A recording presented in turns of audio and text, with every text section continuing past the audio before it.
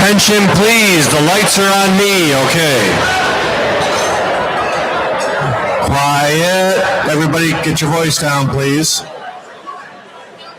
All right, we're about to start the Bram Stoker Awards show. My name is Brian Matthews. I am the trustee with the HWA. I'm also the Bram Stoker Awards show coordinator, which makes me kind of a showrunner of this thing. We're going to try and get out of here by 10:15 if everybody follows the timelines and the timing. First thing we want to do is in the dealer room, there is a sculpture by Greg Cross that is being auctioned off. And here we go. Here it is. Geisha with two heads. Right? It's absolutely cool. If you want, Kelly will be taking ticket purchases outside. Is it $1 a ticket, Kelly? $1 per raffle ticket. $1 per raffle ticket. It will also be in the dealer room tomorrow. The drawing is at 11 a.m. You must be present to win.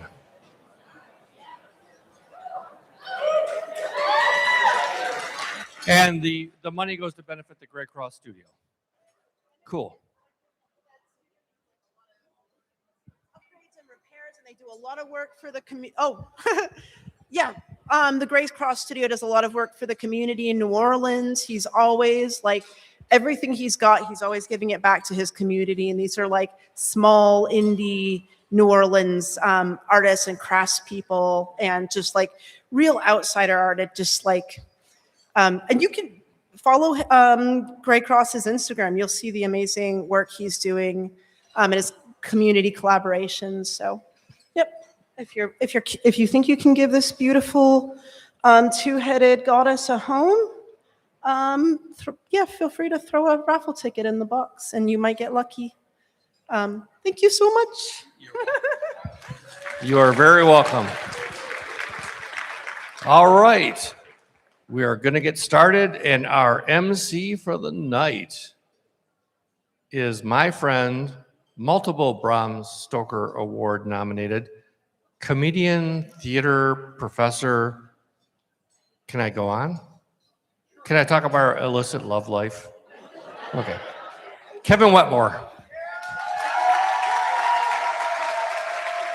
There you go, buddy. Thank you. Thank you.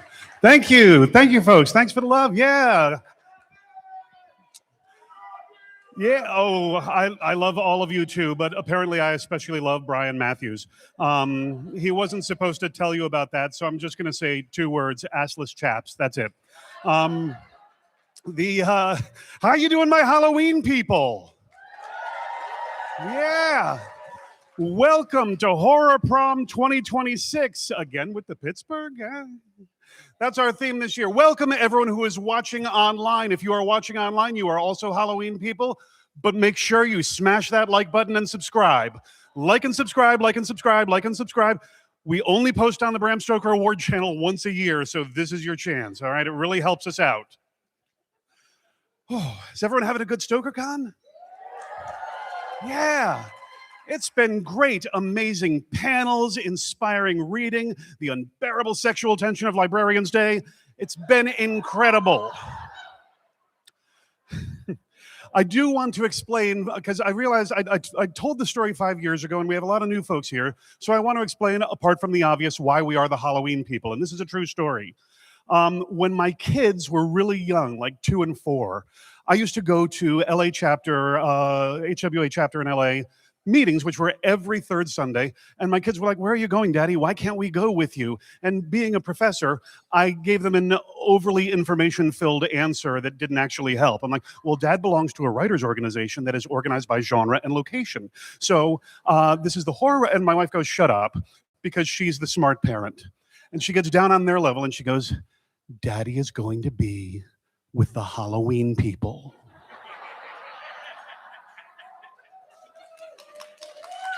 Yeah.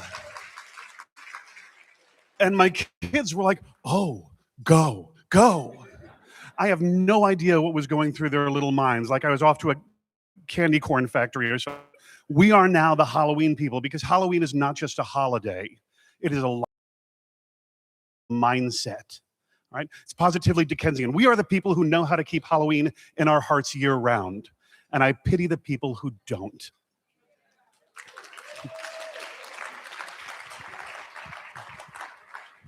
It's also been a really good year for horror. A horror novel won the Pulitzer Prize.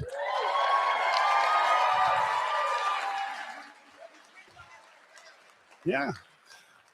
I do want to point out, however, that a horror novel wins the Bram Stoker Award every year. Which means that we are far ahead of literary writers. It is good to be us. As Brian mentioned, he's like, keep going fast. So I just want to do one thing that I always do, which is I'm going to ask, when you're nominated for a Bram Stoker Award, we read off all the names, but only the winner gets to come up and say stuff, because the ones who didn't win have to do their, no, it's okay that they won two-face. However, right now, nobody's won yet. So I'm going to ask all of our nominees to stand up so that we can see you and celebrate your work. What an achievement.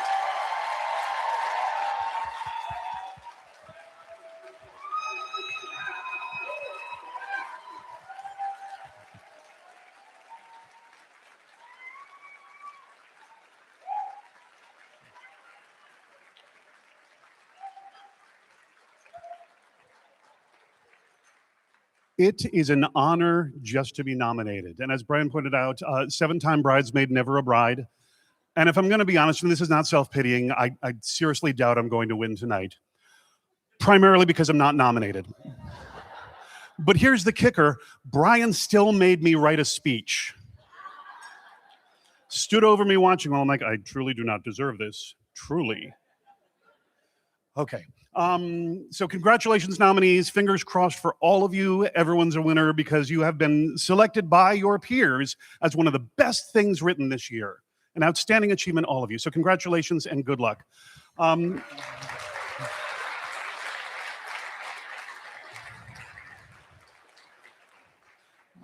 do have a few serious things to talk about tonight, but again, Brian said to warm up the crowd, so I'm going to start with a few quick impressions. Is that okay? Can I do a few quick impressions? All right. This is my impression of Clay McLeod Chapman's author photo. Thank you. Thank you. Took a week to write that. All right. I take as my sermon tonight, horror for life. I would have that tattooed across my knuckles, except I'd need one more fist. And the coroner wouldn't let me take it. At least not for that. So, but like many of you, I have loved horror since childhood. I've always loved horror. I was a monster kid. I was really into monsters. When I was 5 years old, the first photograph that I ever asked to be taken of myself, and you need to understand, I grew up in the 70s, all right? Not like today where every minute of your life is documented on a cell phone, all right? Everything my kids do, they think is completely photo-worthy. They're like, oh, look, I'm having breakfast. Fine. You do that every day. So, when I was a kid, you got your picture taken 3 times a year. Once for your birthday, everyone go stand near the birthday boy. Once at Christmas, everyone stand near the tree. Go stand near the tree. And then like when grandma would come to visit, let's get a photo with grandma. And for some reason, grandma always looked like the paparazzi caught her taking a bribe. She was always. So those are the 3 photos that we would have. When I was 5 years old, my family, I grew up in Connecticut, my family took me to a colonial village. And I'm like, oh, I don't know why I'm here. Until we got to the cemetery. And I'm like, I want a picture. And I went in the cemetery and knelt down. This is a true story, between 2 gravestones. And my folks were like, okay. And they took my picture and they're like, are you happy? No. Figured once we did this, like the vampires and zombies and skeletons would come out and we'd all hang out together. But fine. That is the only photo that I wanted. I was a weird kid. Pity my poor parents. They are also New Englanders who were voted most likely to wear wool in their high school yearbook. Just common sense people who got this. For my 7th birthday, again, a true story. They're like, what do you want to do for your birthday? I said, go see The Omen, which had just come out. And they're like, no, that is way too scary. I'm like, okay. 5 years later, we got it on VHS and I finally watched it. And my first thought was, my parents are soft. If they thought this movie was really scary, I'm so glad I didn't ask to see The Exorcist. They wouldn't have slept for a long, long time. I did see the scariest thing I've ever seen in my life at age 5, and it's a film called It's the Great Pumpkin, Charlie Brown. No, just go with me on this because it's like a Serbian film in my head. It's horrible. For those of you who have not seen it, Charlie Brown goes to every house and gets a rock while trick-or-treating. Now, I did not fear this. I didn't think this was going to happen to me because my neighbors knew me as the kid who insisted he have his picture taken in a graveyard. And they weren't going to fuck with that. They were like, just give him a full-size bar, okay? Yeah. But he goes to every house. At every house, he got a rock. And you know what that means? It was planned. It was coordinated. All right. There was like a Labor Day cookout, and some guy 3 beers in is like, you know who I hate? That bald, depressed kid who reads philosophy books. You guys know what we should do? We should each put a rock in his bag at Halloween. And all the other neighbors who are like 3 beers in are like, yeah, that'd be cool. And Charlie Brown got a rock at every house, and that's when I realized adults are evil. Yeah. So that's where I began my career as a horror writer. I wrote a sequel, The Revenge of the Great Pumpkin. 10 years later, all those people who gave Charlie Brown rocks are found on Halloween night with gravel shoved down their throats.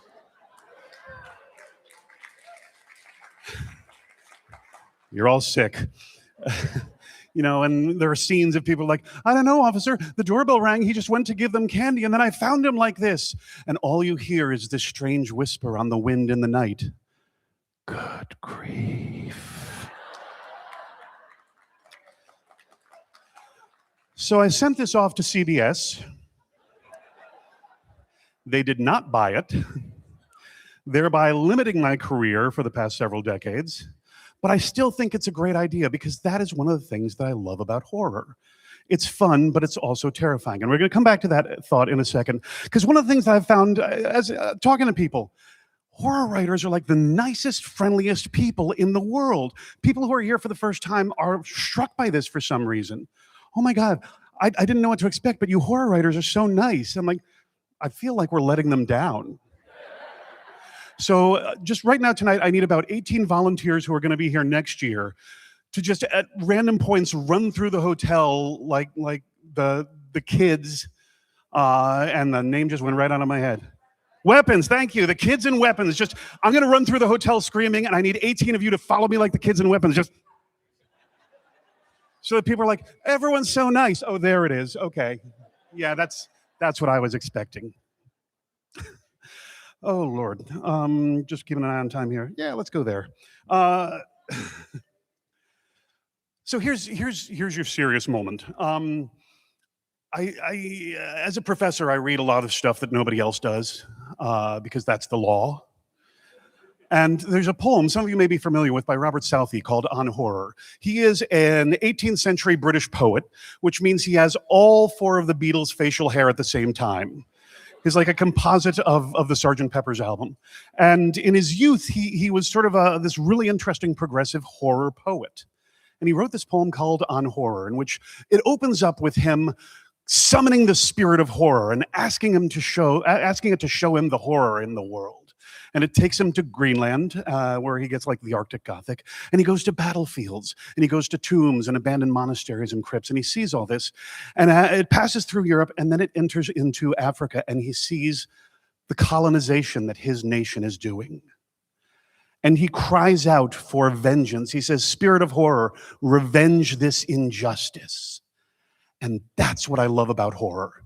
Spooky, scary, fun, yes, you know, battlefield skulls, all that. But also a revolutionary voice for justice. It is the job of horror to remind us of real horrors and remind us it is our job to address them.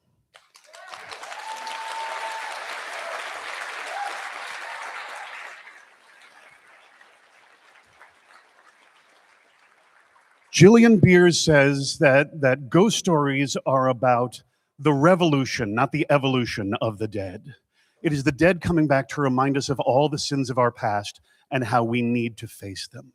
And that is why I think what we do is important, because the kids who are the victims of injustice. The people who could use some revolutionary justice feel seen, feel supported, feel less scared and less alone. And that is a valuable thing. I don't mean to pat us on the back too much. I think we do something amazing. But that is also why I say Librarians Day is unbearable sexual tension, because those people are sexy heroes. They fight this every day.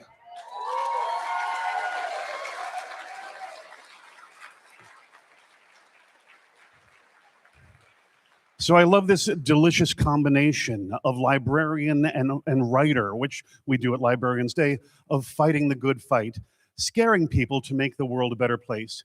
Tell me something better than that, you can't. Thank you.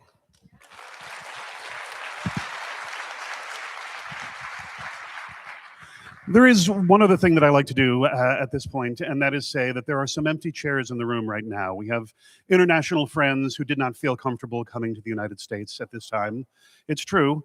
And we've also had some people that we've just lost this year. So I'm going to ask you to raise a glass with me to absent friends.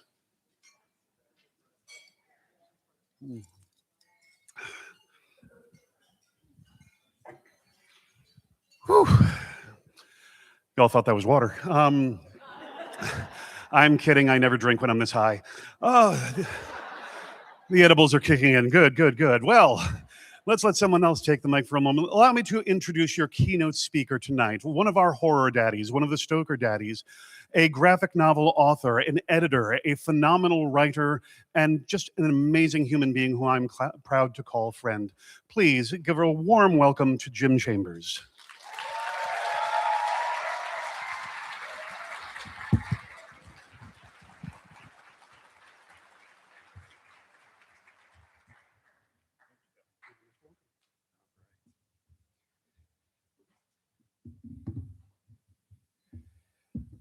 So I'm not used to reading from my phone, but I did experience a real-life horror story this morning trying to connect to a new printer on hotel Wi-Fi.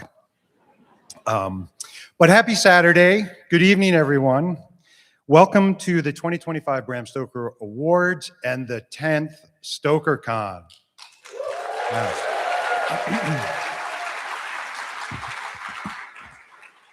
It's kind of amazing that we've hit that number.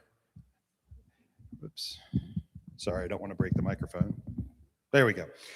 Hit that number, and it only took us 11 years. When Brian Matthews asked me to deliver this year's keynote speech, my first thought was to say, no. What the hell, man? Why are you even asking me? I mean, I already spend a lot of time talking about StokerCon. Another 8 minutes might literally kill me. Then I thought, hey, this would be a great time to share some behind-the-scenes secrets. Like the time Becky Spratford and Ben Rubin snuck the StokerCon committee into the top-secret hidden vault of the librarian so we could read aloud from the Necronomicon. Or the time Brian, Max Gold, and I were scouting StokerCon locations and wound up snowed in with the Albanian women's volleyball team in an abandoned ski resort and the ghost of an axe murderer.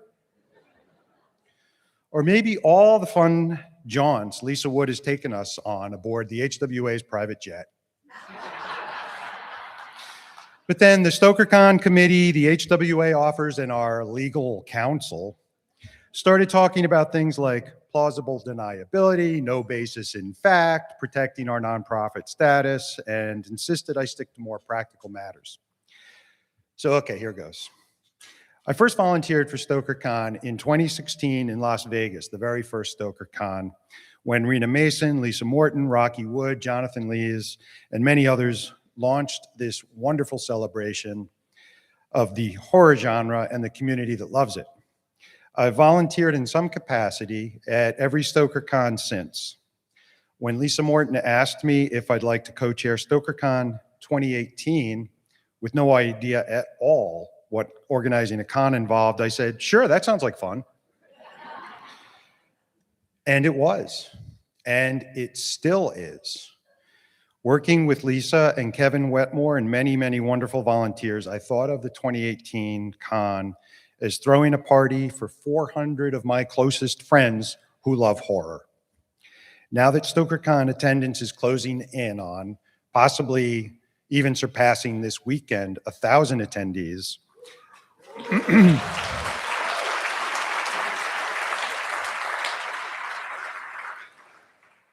I still think of it like that. And yet it's very different too.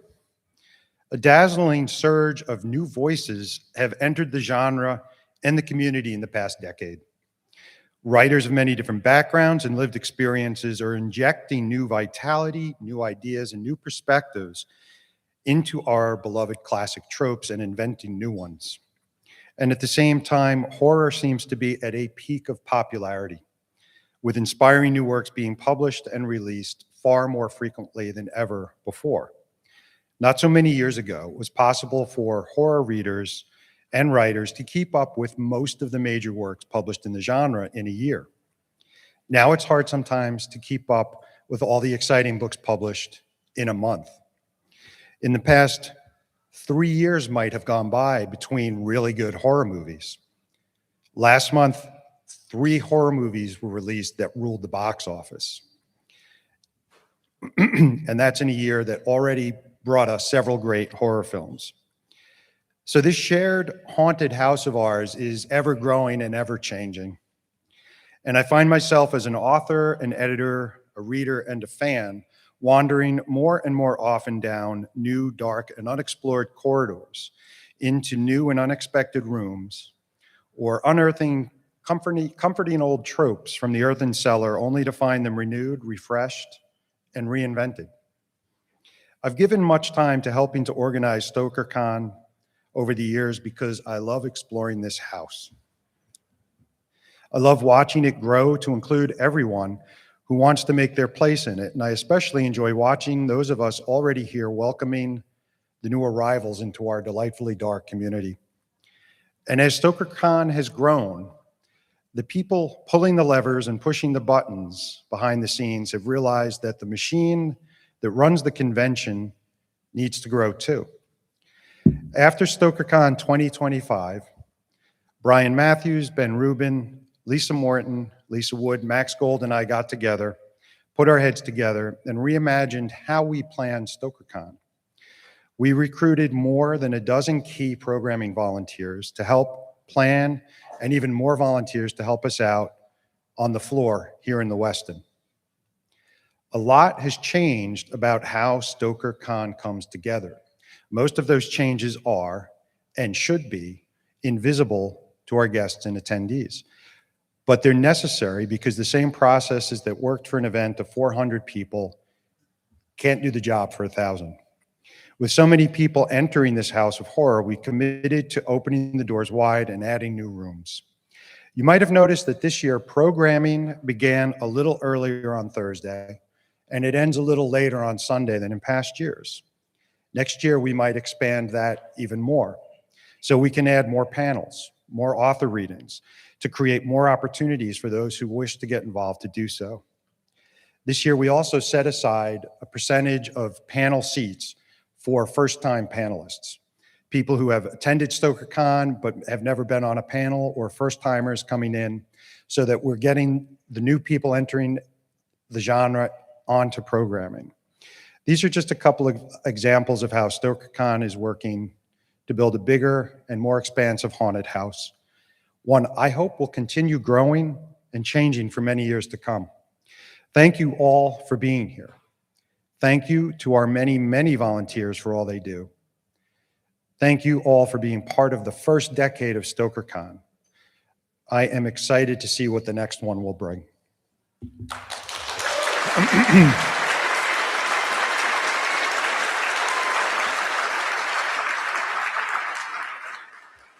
And before I leave the stage, I'd like to ask everyone in the room, if you are a volunteer or have volunteered for StokerCon, please stand up if you don't mind. I think you all deserve a round of applause.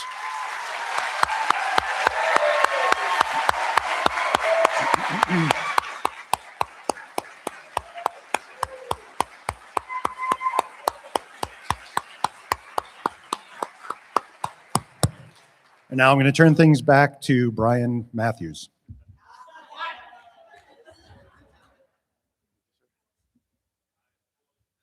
Hi, I'm Brian Matthews. Thank you, Jim, and congratulations.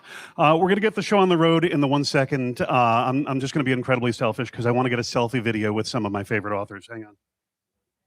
Look who I'm hanging with, huh?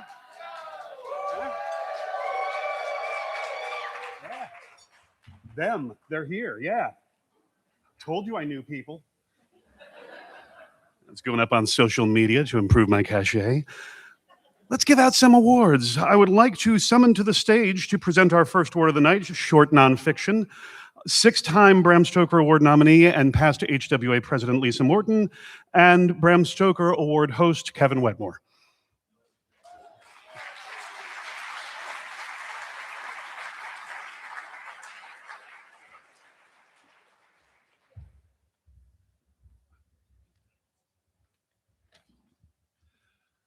Hi, Lisa. Award show banter.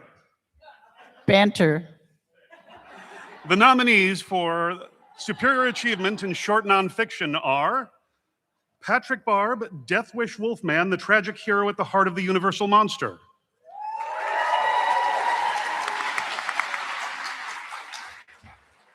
Tananarive Dew, My Long Road to Horror, Why I Love Horror, Essays on Horror Fiction, Saga Press.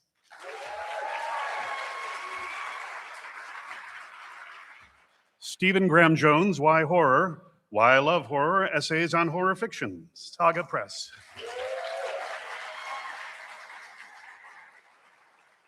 Mo Moshadi, Haunted Thresholds, Liminal Horror and the Psychological Disintegration of Women from Postpartum Grief, Trauma, and Religious Fanaticism. Darkest Margins, 24 essays on liminality and liminal spaces in the horror genre, 1428 Publishing Limited.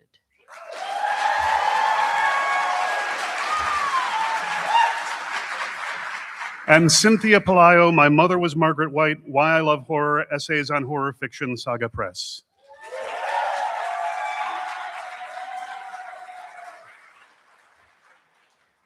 And the Stoker goes to Tananarive Dew, My Long Road to Horror.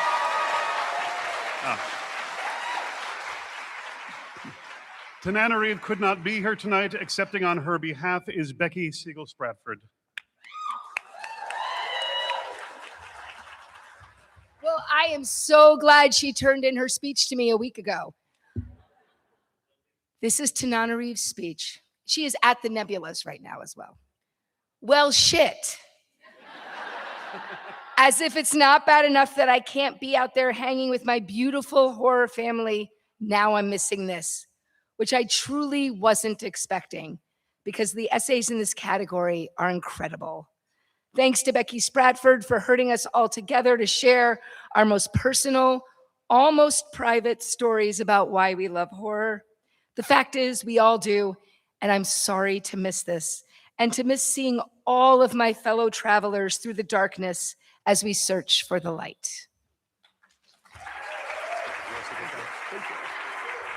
Can I take it to give to Joe? Ask Brian. I don't know. I would also like to welcome up to the stage Sarah Reed, Miss Stoker Award.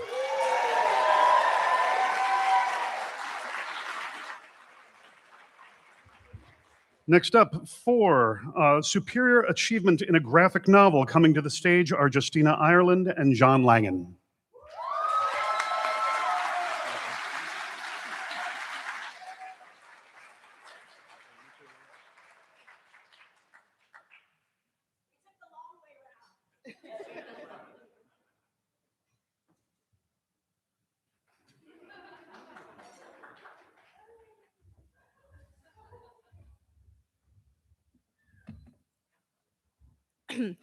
We did not prepare banter, neither. Either. Either.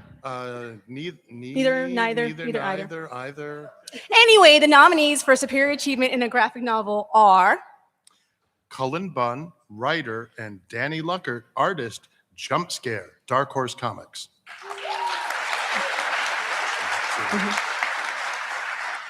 Sandy King, editor, John Carpenter's Tales for a Halloween Night, Volume 11, Storm King Comics.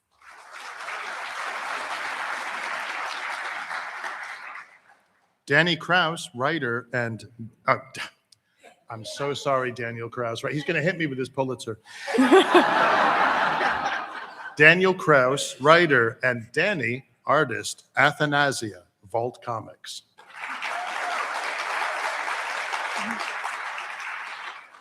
Mike Manola, Bowling with Corpses and Other Tales from Lands Unknown, Dark Horse Comics.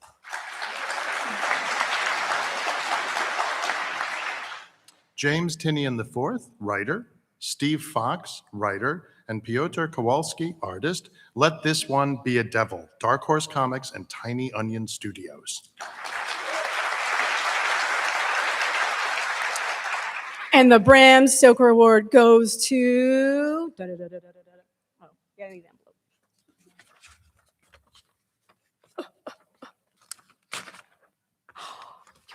Oh, all right. How do you say that? Okay. Mike Manola. Mike Mignola, Bowling with Corpses and Other Tales from Lands Unknown. Dark Horse. You want to read the next part? Yeah. Mike couldn't be here tonight, but sent this message. At a very young age, it was Bram Stoker's Dracula that put me on the path I'm still on. So this award means the world to me. Thank you so much. The HWA accepts the award on his behalf. How lovely. Thank you.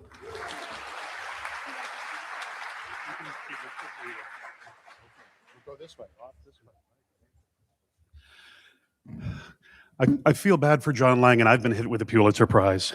But in fairness, I shouldn't have mouthed off to Joyce Carol Oates last year. She was right to do it. Up next is Superior Achievement in Poetry Collection. Coming to the stage, Stephanie Wojtowicz and Ace Antonio Hall.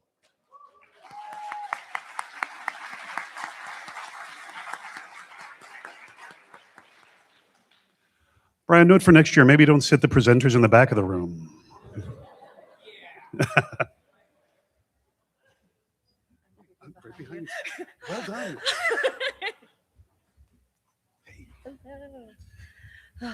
All right. Poetry, my first love.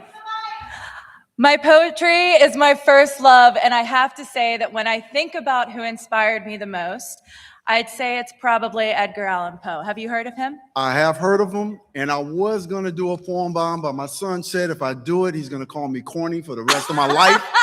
So let's just get on. No more banter. I love it. All right, the nominees for Best Collection in Poetry are Linda D. Addison and Jamal Hodge for Everything Endless, Raw Dog Screaming Press.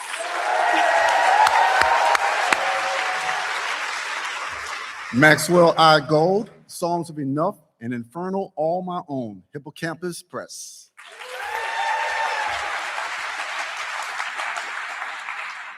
Shannon Kearns, The Uterus is an Impossible Forest, Raw Dog Screaming Press.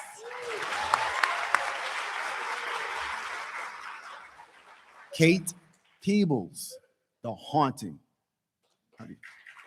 Tupelo Press. Tupelo Press. Yes. Marie Ann C. Raguso, Allegories of Beauty and Violence, a collection of Gothic romance poems from Analyze This. All right. And the Bram Stoker goes to Poetry Collection. Oh, I'm nervous. All right, here we go. I can't even get this thing out. Honey, listen. All right. Listen. All right, here we go. All right. I can't read this. I'm not familiar with any of their work. I need my glasses. Yeah, maybe. Yeah. Linda D. Addison and Jamal Hodge. Everything Endless. Raw Dog Screaming Press. No! Yeah!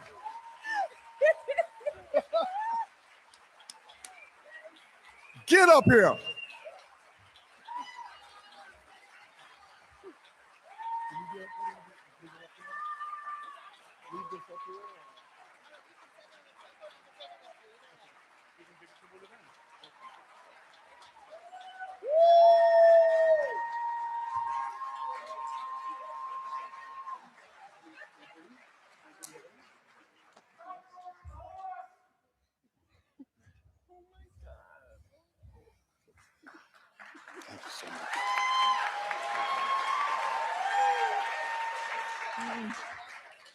Whew. Hi. Okay, I can do this. First, I have to thank Jamal Hodge, who is my friend, and apparently I think we shared a soul in a past life, not sure. And my collaborator on this amazing collection, which he was the seed for. I want to thank Ben Baldwin for the cover, which is incredible, and in terms with Jamal.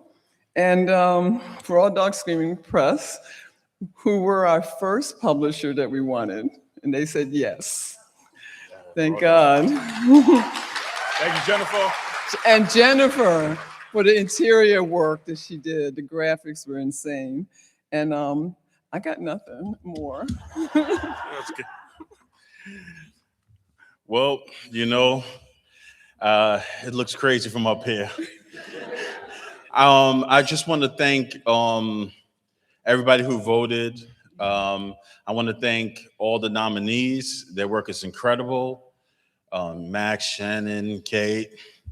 I just want to thank also like my sister, who was my first, Kaisha Hodge, who was my first reader ever in my life, back when we were like, you know, living in shelters and stuff, that she always believed in my writing. And of course, I have to thank the great, beautiful, and wonderful Linda D. Addison, who I would not be standing up here if it wasn't for her. And I'm grateful and happy to acknowledge that. Linda is the first, as you know, Black recipient of the Bram Stoker Award, and in the category of poetry. And now I'm the first Black male recipient. So it's a long chain that she's established in uplifting so many people. And I just want to give her flowers, because there's so many people who knows like the people she's helped over the last 30 plus years in this space that she doesn't talk about. She hates that I'm saying this right now. And one last thing, you know, me being the first recipient, that means I'm officially now the most sensitive Black dude who's ever got all the things. So, but all love, all love. Thank you, guys. And thank you to the Horror Writers Association and all the people involved in everything and everything. Damn. Thank you. Are we supposed to go this way? Are we supposed to go this way? You can go up before you turn. I'll walk with you. Congratulations again. Although, again, I feel really bad for Ace Antonio Hall, because I've been called corny before. Also by Joyce Carol Oates. Coming up next, the Specialty Press Award, to be presented by Clay McLeod Chapman. Clay?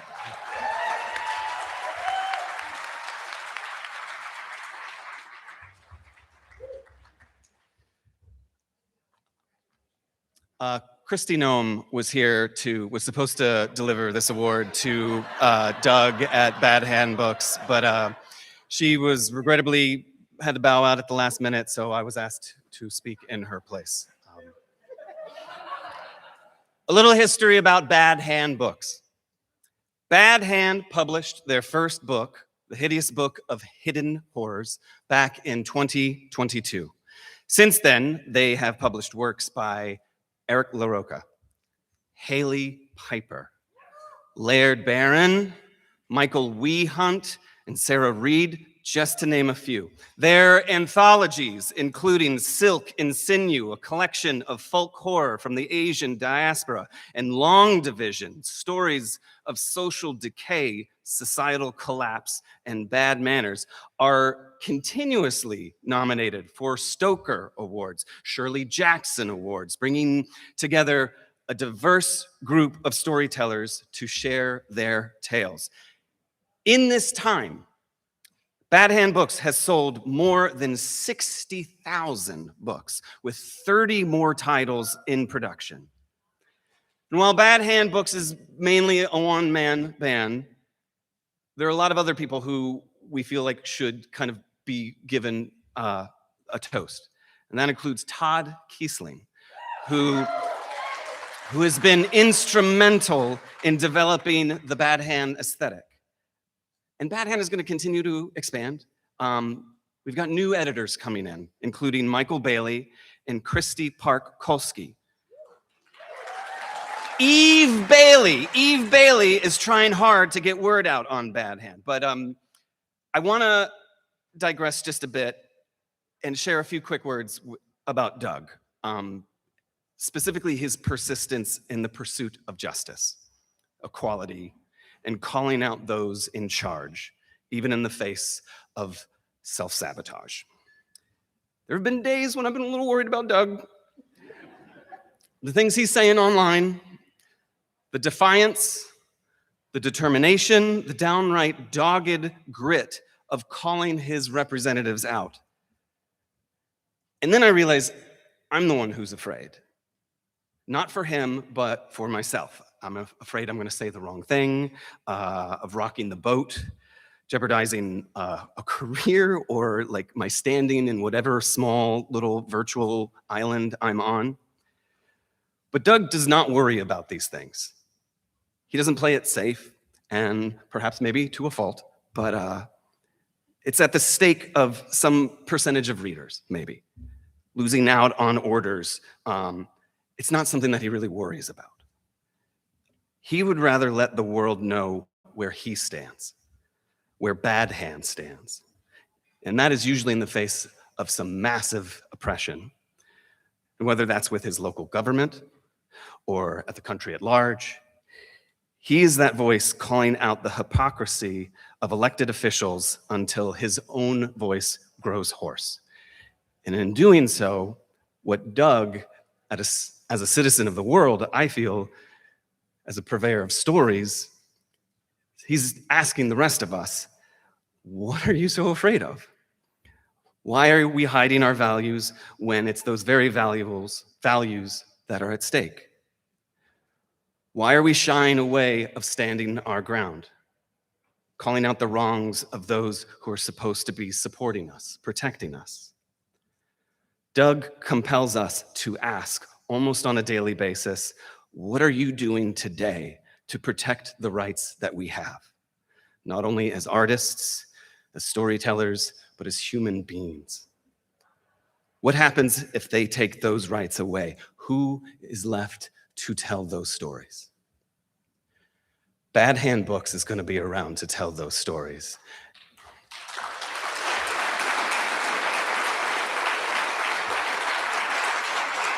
Is Doug here? Did he make it? His flight? Okay, hey, I got 2 minutes left. Every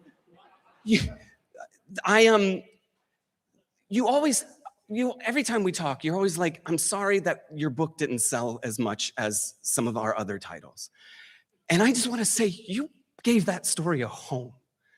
And I'm going to forever thank you for that, Doug. So to you, to Bad Hand Books, this award is for you. So thank you.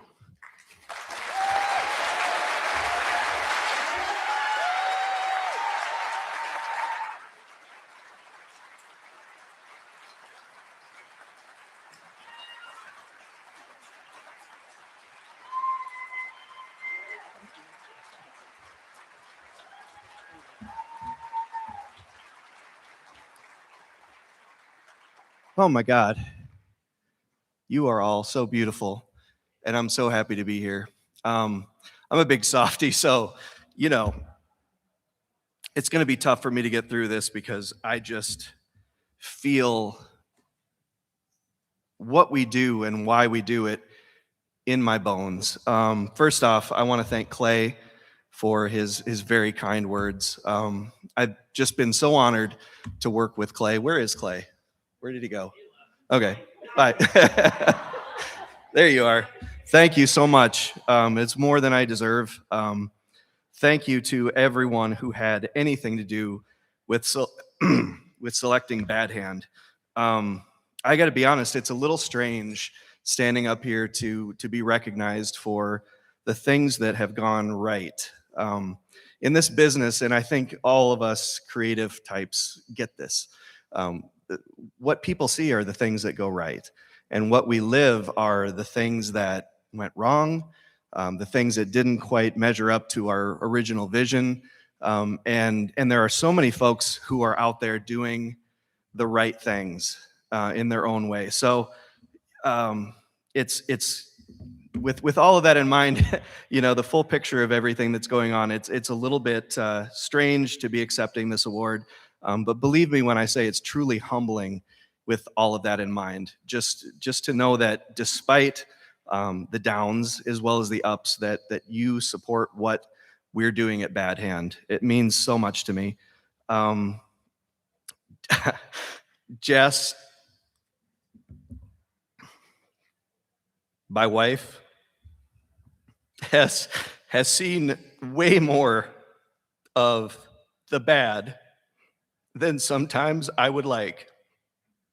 I've sawed the limb that our family is standing on more times than she should have tolerated, I would say. It's a tricky business being in publishing, and she has supported me through all of it.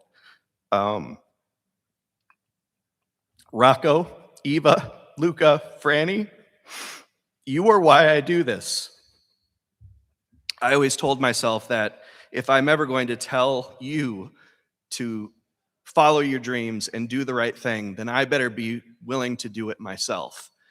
If I want to look you in the eye and be able to say, this is how you should live your life, I need to give it a real effort, and I do it for them. Clay mentioned Todd Kiesling, who has been a wonderful partner since day one, has had everything to do with the visual language of Bad Hand Books. He's extremely patient as both a partner and a friend. Eve Bailey, our publicist, has done a great job of getting the word out.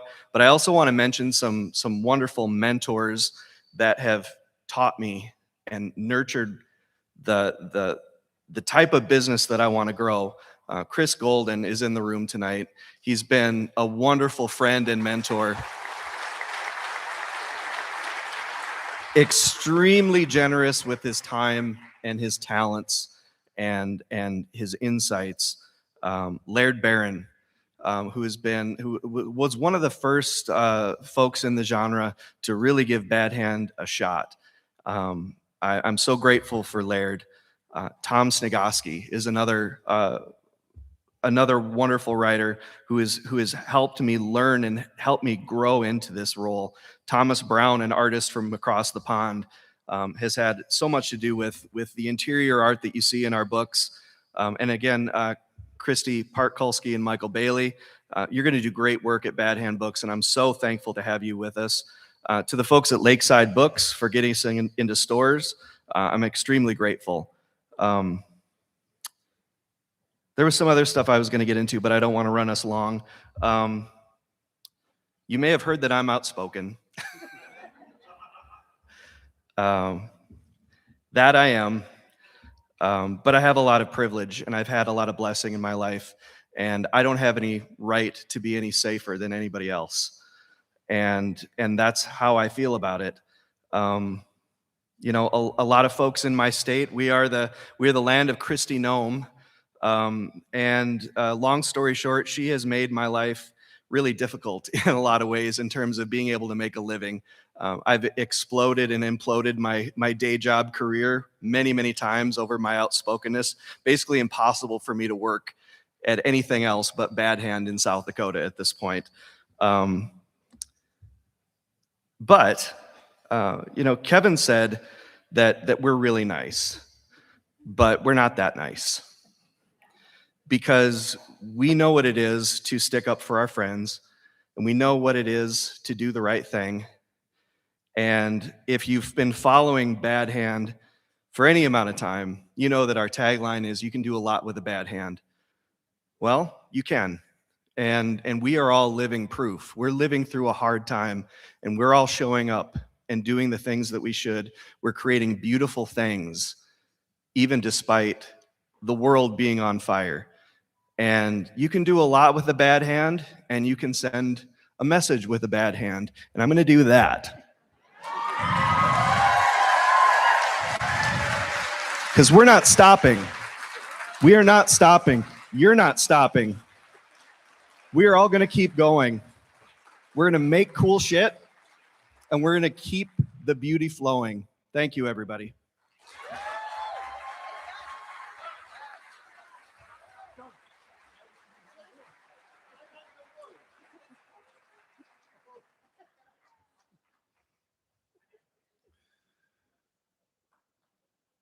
Coming up next, we are presenting Outstanding Achievement in Nonfiction Long, which is also my adult film name. Coming to the stage are Emily C. Hughes and Michael Arnzen to present Outstanding Achievement in Long Nonfiction.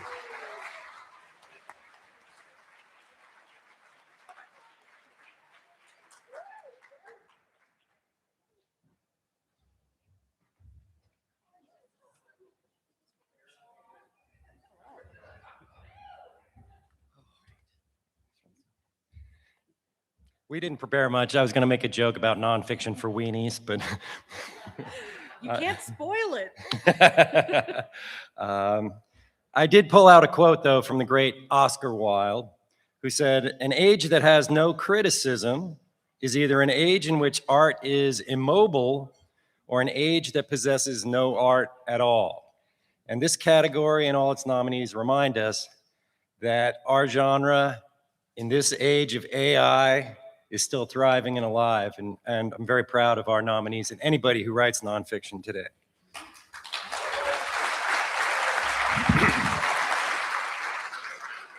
And I would just say that the nonfiction nominees this year, as every year, are a great reminder that real life is scary and we can still process it by writing about it. Definitely. So without further ado, the nominees for superior achievement in nonfiction are Naomi Simone Borwine, Global Indigenous Horror, University Press of Mississippi.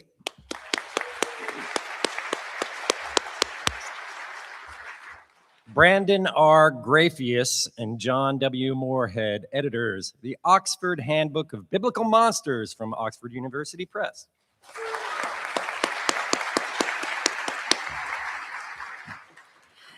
Liana Renee Yeber and Andrea Janes, America's Most Gothic, Kensington Publishing.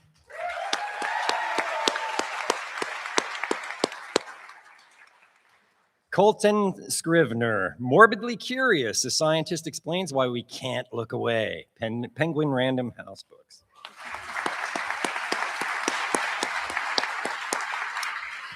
Becky Siegel Spratford, editor, Why I Love Horror, Essays on Horror Fiction, Saga Press.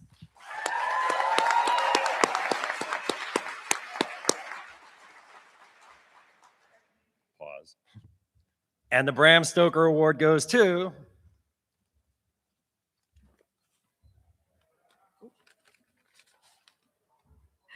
Becky Spiegel Spratford, editor, Why I Love Horrors, Essays on Horror Fiction, Saga Press.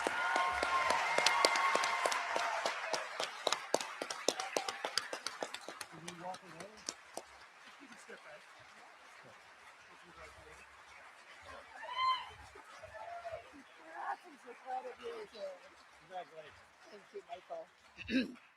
Oh my gosh. Okay. I wrote my speech, Brian. You told me I had to. Thank you, everyone, for this honor. I wrote this book for all of us, everyone here, everyone watching live tonight, or catching the replay someday in the future. Why I Love Horror is a proclamation to the world that we are proud Halloween people all year long. And we want everyone to know why. The fact that you've all embraced it means the world to me. And I want to congratulate everyone in this room who was nominated, because all of us stand up for why people love horror all year long.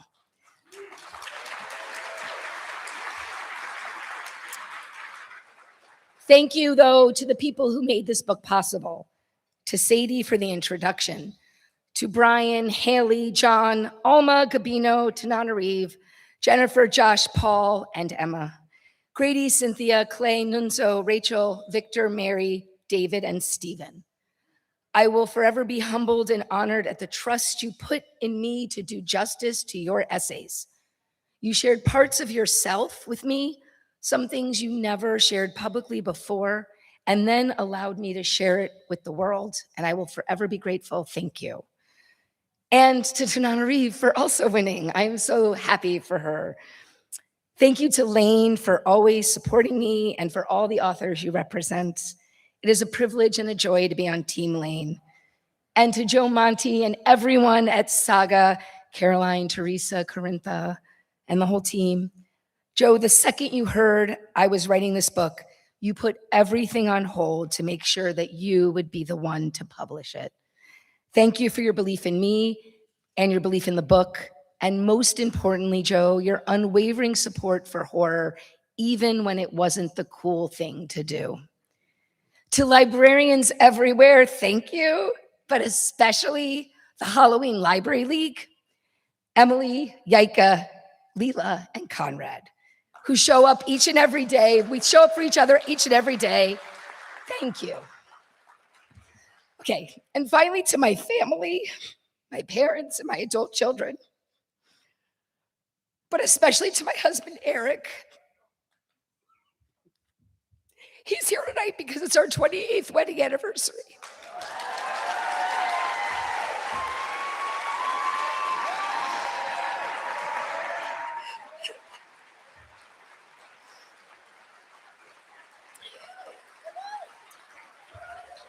We met when I was 18 years old, and here we are 33 years later. I don't think either of us could have predicted this was how we'd be spending any anniversary. But thank you for always supporting and believing in me. I love you.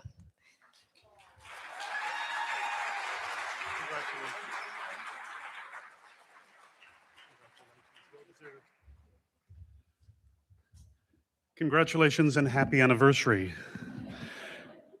Good luck topping it next year.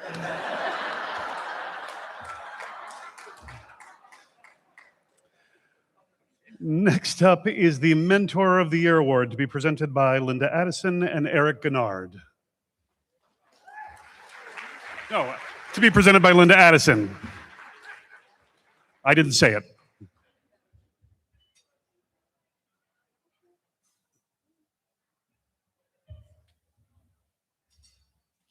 Hello again.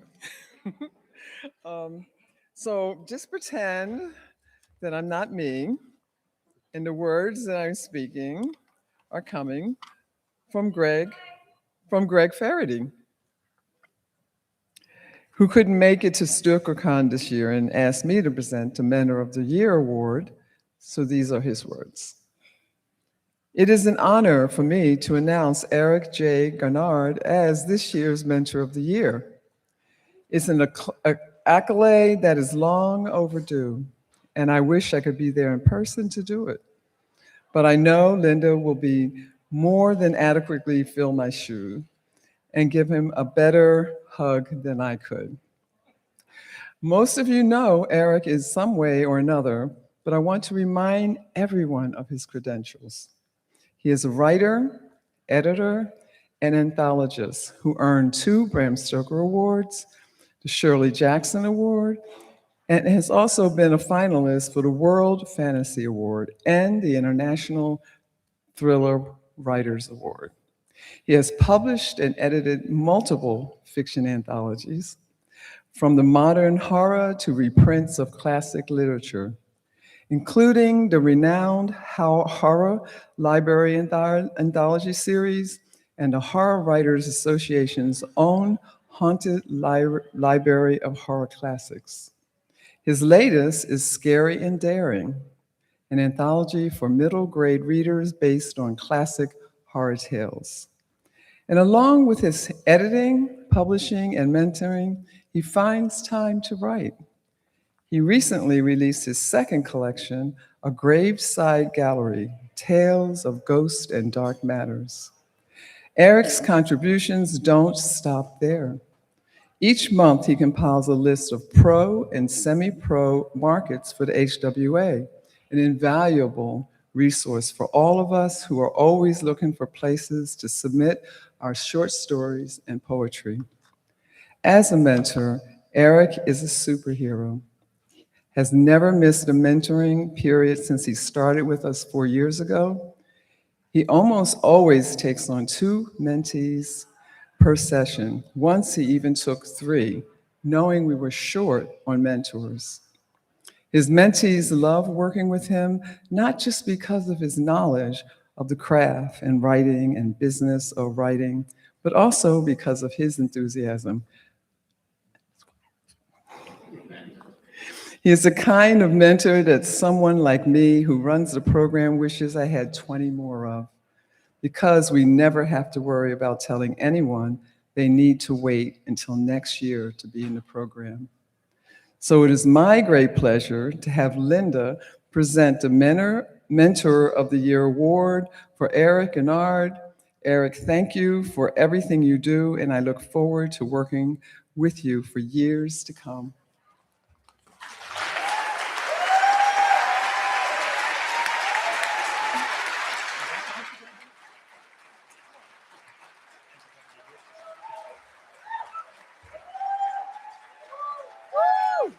Where's a big hug Greg promised me? Oh, thank you. Oh my gosh, that's so generous just to hear that, because I am terrible at self-promotions and I hate talking about what I'm doing. So to hear somebody else like list all of that, it's so heartening. Like, wow, I did all that. Normally, if somebody asks me what I'm doing, I'm like, yeah, I got something going on. And I like publishing other people's work, and I like uplifting other voices around the world, and especially new writers. So thank you again, all. All right, well, first again, thank you so much to the HWA board and to mentor administrator Greg Faherty and his stand-in, Linda Addison, for granting me this very extremely appreciated, notable distinction of Mentor of the Year, of which I am absolutely just so honored and thrilled to receive. I love mentoring. I love working with new writers. So being awarded this acknowledgement for these efforts, it's really, truly, dearly prized. I used to teach at the university level at UC Riverside campus until my program was closed, unfortunately, during COVID. But I found teaching to be one of the most validating and heartening experiences of my life. And I'm certain all of you in the audience who have had teaching experience probably feel that in some way or another, just to be able to watch those that you're talking to grow. And I truly miss that connection with students very much. The downside to teaching at the university level is that often I could have 30 or more people per class, and then multiple classes held simultaneously. So at that size, it's not often an opportunity to work in great depth with individuals, to build those long-lasting relationships. And that, I feel, is one of the strongest upsides to mentoring. It gives chances for individuals to work closely together, to grow together, because as much guidance and knowledge as I can provide to my mentorees, I also gain that back from them in kind. It's lasting friendships, and for most of them, I still keep in contact with them now, even if it's just occasional passing notes. And I hope that they all know that I follow them on social media, or I hear news of their accomplishments, and then I'm continually cheering them on in the background with just as much enthusiasm as I was since the day that we were initially paired together. For my own writing journey, I started writing about 2010, and I started just kind of dabbling in academic articles that I thought I could publish in news magazines, very lofty ideals. I really floundered with that. I had no idea what to do, and I kind of published them, like self-published them on the old Yahoo publishing model, like the pay-per-click, for those of you who are old enough to remember that. And then speaking of remembering, I remember so clearly that when I began doing that, the sense of feeling alone, of just really feeling kind of on the outside of publishing. And I love reading. I would read academia and magazines and books, and I would just wonder, how did these people actually get their words into print and in front of other audiences? I wanted to write, but I also wanted to know that I had a voice that would be read, that people could find even the tiniest value or interest in. So mostly it was a lot of self-doubt, a lot of uncertainty, fear of failure. But then I also started writing speculative fiction stories, which I found I much more enjoyed. And my first acceptance, as glorious as it was, came in February of 2011, which I always think of now as kind of the starting point of me writing fiction with the goal of publication, and also the date that I decided to take writing seriously. And by seriously, I mean I wanted to publish not just articles or content for others, but that I wanted to publish what I wanted to write. And of course, what I wanted to write was horror. I'm sure you all can kind of understand that and empathize. Even having solidified the dream at that point, I still didn't know really anyone or anything in the industry outside of the Yahoo, the dying model that it was. But fortunately, after some random Google searching, I learned about Horror Writers Association. And I was approved to join February 3rd, 2012 by none other than Jim Chambers. Still toiling to this day in volunteer role. I was so jubilant to become involved with others who wanted to write dark and weird fiction. And shortly thereafter, I was also so fortunate to be assigned Weston Oakes as my own HWA mentor. And I really absolutely consider him instrumental in my growth and understanding of both writing and publishing, as well as the accountability to help raise up others. Unfortunately, Wes passed away a few years ago, and it was heartbreaking. But he was an amazing breakthrough author. He was a military hero and a mentor of the first degree. So read him and don't ever forget him. Also from his words, pay it forward. And so I've learned much on my own through research and experience and a lot of failures. But I've also learned tenfold more through the relationships, the stories, assistance, and uplifting from other HWA members over the years. So besides Wes, I always felt forever indebted to others who have mentored me over the years, maybe not necessarily in the official HWA capacity, but they've always been there to help guide me. Lisa Morton, really number one at that list. Gene O'Neill, Stan Swanson, and not to mention just the general learned knowledge from my local HWA Los Angeles chapter, John Palisano and other members of the chapter. And lastly, just a few other recommendations for those of you who are interested in looking to fast track your knowledge through insight and guidance. And these are individuals, they haven't necessarily know that I have been following like their words and their advice, but really over the past 10, 15 years, I've looked at people like Jonathan Mayberry, Mort Castle, Tim Wagoneer, Chris Golden. And these are individuals that they have the wisdom of the industry and they are vocal about it and they're willing to help and to share. Lastly, thank you certainly to HWA founders, Robert McCammon and Joe and Karen Lansdale, who without them, none of this would be possible.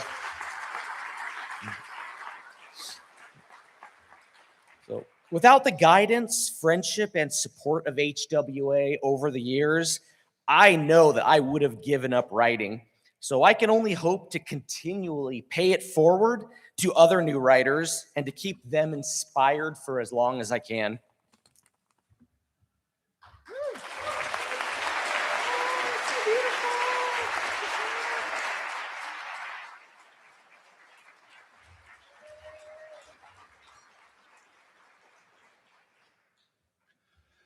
Next up is Outstanding Achievement in YA Novel. Presenting is Jennifer McMahon and Brian Matthews.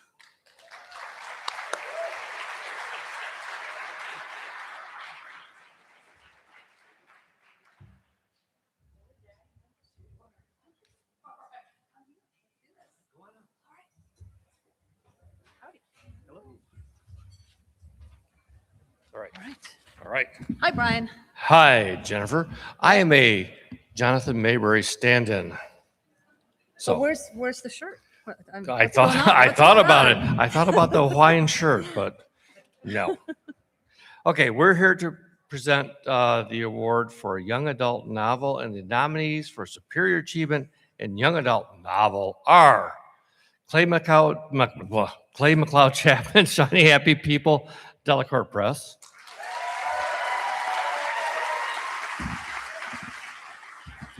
Linda Chang, Beautiful, Brutal Bodies, Roaring Brook Press. Rin Chapecco, We're Not Safe Here, Source Books. Diana Rodriguez Wallach, The Silenced, Delacorte Press. Madeline Rue, The Girl Walks into the Forest, Quill Tree Books.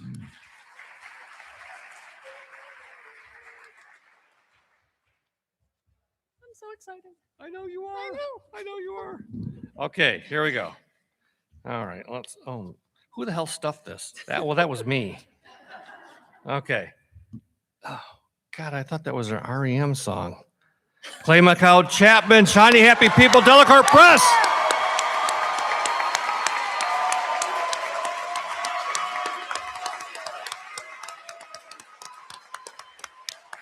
That was my best joke.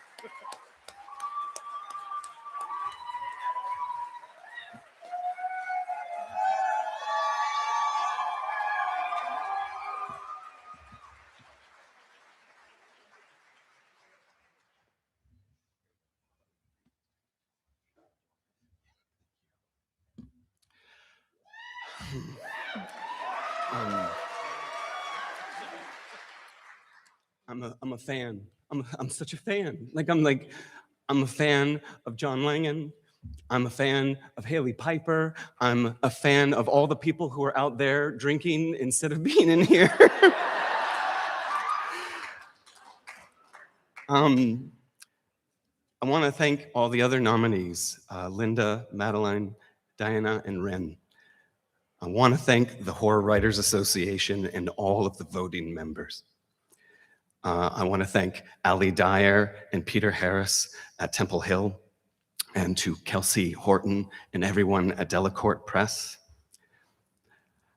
I want to thank all of the volunteers and everyone at StokerCon. And I want to thank every librarian, every bookseller, every reader, every podcaster, every editor, every writer who has been kind and supportive of me, because I could not do this without you. And I'm going to ask a really, really big favor, because I don't know when I'll ever be up here again. I'm going to run a lap. Hold that, keep it going.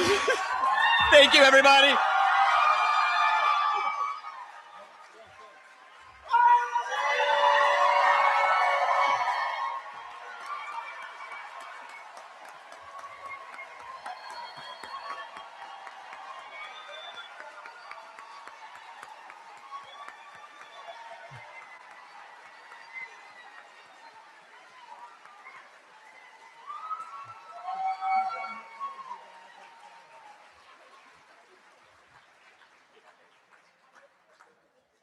He's still going.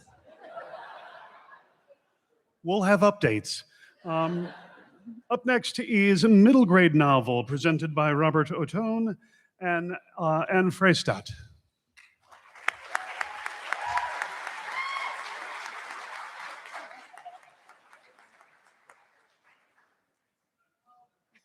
Yeah, that's right. Oh my God, it's right. You're welcome. Oh, thank you. Take it in, it goes down smooth every time.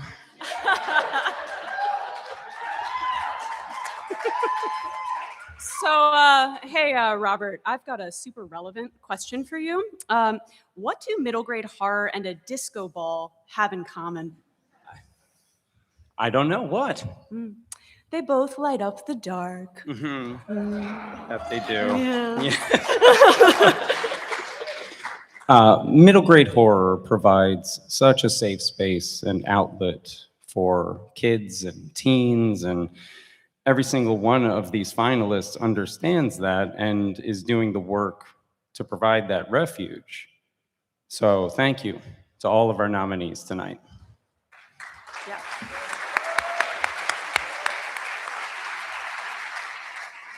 So, without further ado, the nominees for Superior Achievement in a Middle Grade Novel are Delilah S. Dawson, Ride or Die from Delacorte Press. Meg Eden Kuyat, The Girl on the Walls, Scholastic Press. Ali Malinenko, Broken Dolls, HarperCollins Children's Books.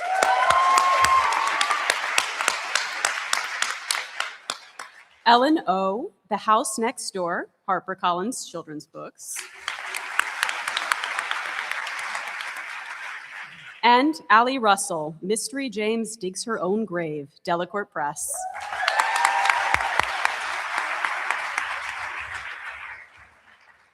And the Bram Stoker Award for Superior Achievement in a Middle Grade Novel goes to Delilah S. Dawson, Ride or Die, Delacorte Press.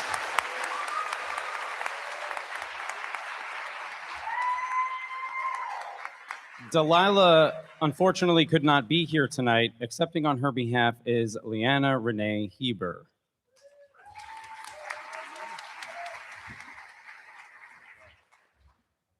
I am so thrilled for Delilah. I have known her for, my God, almost 20 years, and I feel like a proud mama up here. I'm very, very thrilled. So Delilah sends this message.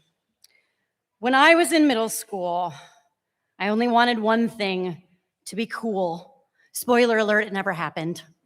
You're cool, Delilah, now. Back then, no one was studying how autism and ADHD presented in girls. So I was just a weird kid with perfect grades who liked books more than people. I thought that if I just studied the popular kids, like I studied dog breeds or horse anatomy, I could figure out the code for being cool. Again, that never happened. When I set out to write Ride or Die, that was what inspired me. That feeling of being a smart kid filled with hope and weird animal facts, a kid who liked themselves and didn't understand why nobody else did. In this story, Bree has one night at an amusement park sleepover to win over the cool clique, and maybe she could pull it off, if not for those darned ghosts. They are troublesome, I'll tell you from professional opinion. It means so much to me that readers have connected with Bree and her adventures in an abandoned amusement park. I'd like to thank Matt Ryan Tobin for an amazing cover, my agent, Stasha Decker, for fighting so passionately for my books, and the team at Delacorte for getting this book into shape and into the hands of readers. Thank you to the Scholastic Book Fair for including Ride or Die, Camp Scare, and mine on your magical shelves. Thank you to the librarians, teachers, booksellers, and reviewers for spreading the word. Thank you to everyone in the HWA who nominated or voted for Ride or Die. And thank you to my beloved goth angel of death, Leanna Renee Heber, for reading the speech far more dramatically than I could ever do. Much love to all, and watch out for Monster Max. Thank you, everyone.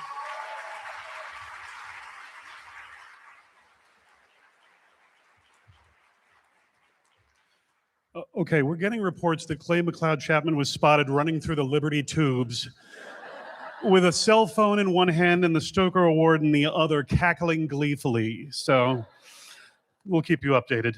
Up next is the Bram Stoker Award for Outstanding Achievement in First Novel, presented by Haley Piper and Rena Mason.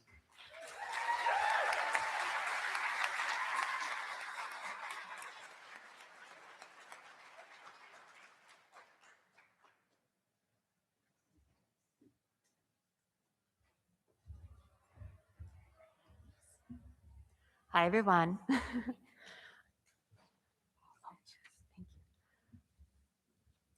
I think the first novel award represents something, someone trying something new, someone doing something they've never done before, and that's special.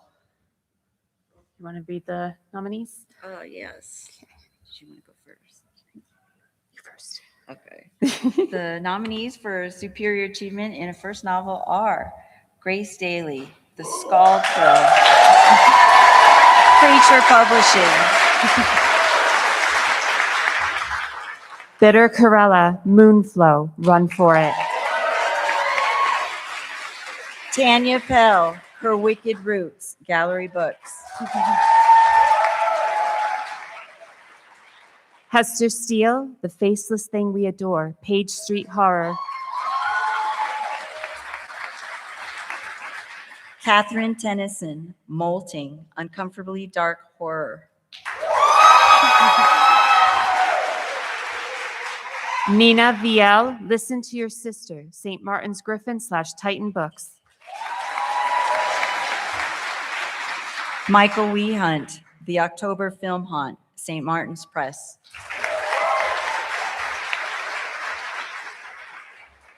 And the Bram Stoker Award goes to, oh, these are tight. Michael Wehunt, The October Film Haunt, St. Martin's Press. Michael couldn't be here tonight. Accepting for him is Clay McLeod Chapman. I'm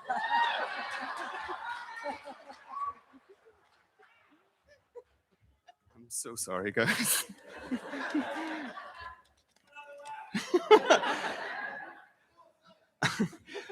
I can't thank the voting members for the Horror Writers Association enough. Not only for choosing the October Film Haunt for such a bucket list honor, but also for keeping the Bram Stoker Awards going strong and making them more diverse every year, which of course nurtures this genre with all the love so much. This organization has been a treasure for a long time, and I am grateful for every last strand of its haunted spider web. So thank you, HWA. Thanks also to St. Martin's Press for taking a chance on a multi-layered and very weird horror story and for letting it be my debut novel. There is a recurring, pulsating line in the October Film Haunt. Will you believe in what you made? A lot of people have built up the foundation of my belief, most of all my agent, Ron Eckel, and my editor, Alexandra Seeholster. Thanks to Natalia and our amazing dog, Frida. Thanks to Stephen Graham Jones, Paul Tremblay, Nathan Ballingrud, Christy DeMeester, David G. Blake. There are about 100 more people to thank, definitely including Clay, who was gracious enough to, I mean, he really did write it. He really did. Who was gracious enough to give the novel a blurb and to read this little note today, but I'll wrap everyone else up in a metaphorical hug. In a matter of minutes, I will be crying horror tears at home, wishing even more desperately that I could be there. With eternal, cursed gratitude, Michael.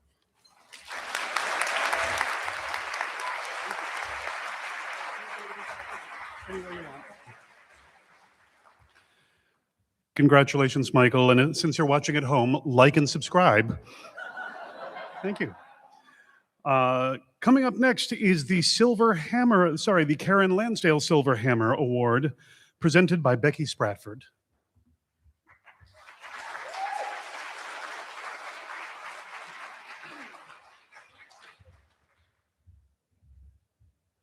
I am standing before you tonight with the great honor and privilege of presenting this year's Karen Lansdale Silver Hammer Award for an HWA volunteer who has gone above and beyond to serve the organization.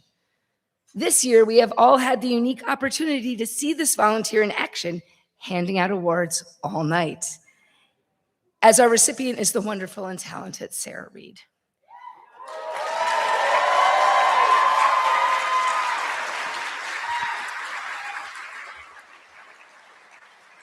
Now, Sarah has been serving as our Bram Stoker Awards Vanna White for many years. And let me tell you, each year I make sure to let her know how important her role is by also acknowledging that it is not easy. Look at her. She gets all dolled up in a gorgeous gown every year and spends the entire time while we are relaxing and chatting with each other up on stage for the whole world to see her through live streaming and in perpetuity, as these awards are shown and archived forever on YouTube. This alone is a huge lift for the organization, and yet she does more. Sarah, along with former Silver Hammer winner Brian Matthews, works behind the scenes to organize our pitch sessions, another extremely important part of StokerCon each and every year.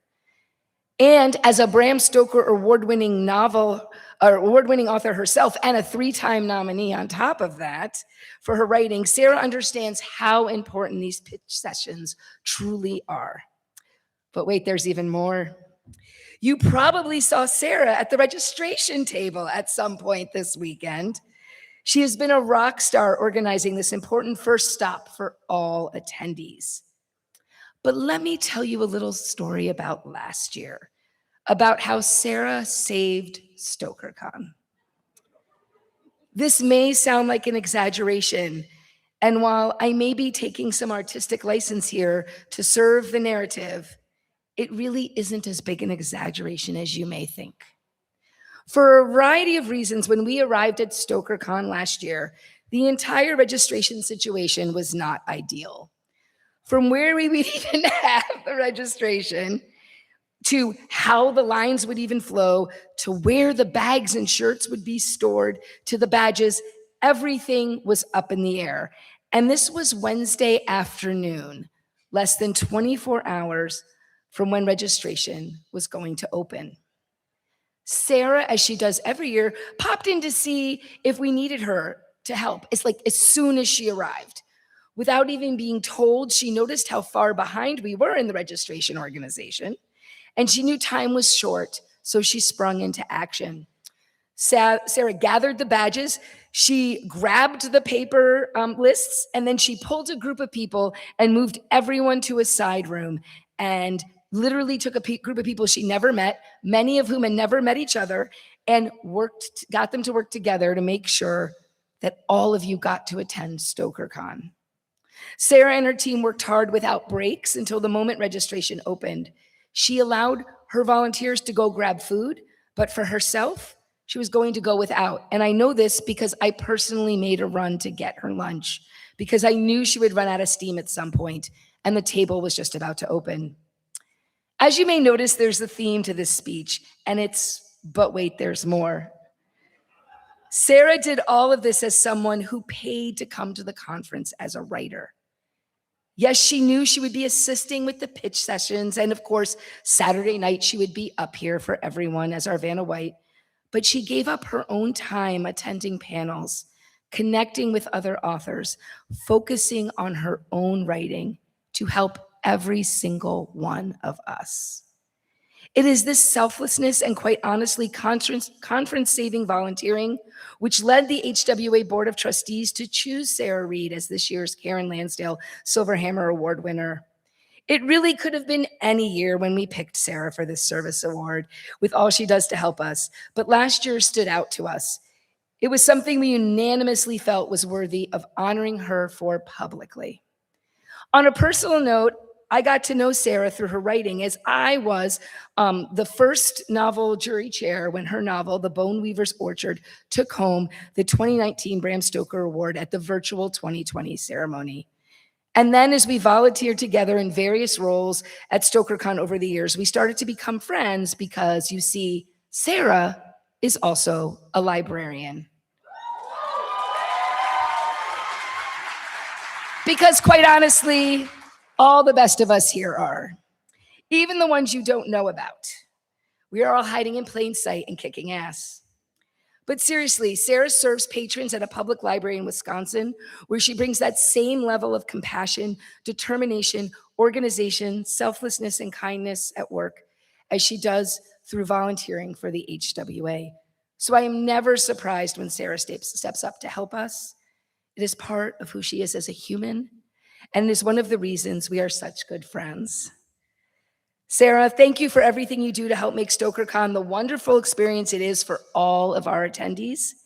On behalf of the HWA Board of Trustees, I am honored to present you with this year's Karen Lansdale Silver Hammer Award.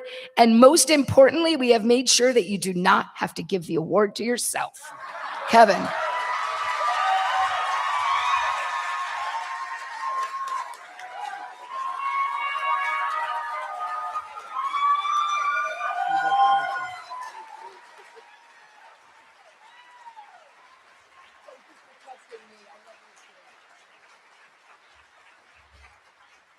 Oh boy.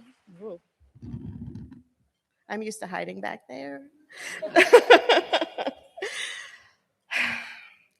Thank you, Becky. That made me cry, and now I have to gather myself. As the millennial eldest daughter of boomer parents, I was raised from an early age to believe that people would only like you if you were useful. Now, many years later, I know that that's not really true, but nowhere has my maladaptive behavior been so pleasant as it is here with my Halloween people. Here, when I work hard, I'm surrounded by others who are also working, and all for a common purpose, because we believe that this organization is essential. It's something that should exist, and it only will exist if we build it, and we maintain it, and we change it.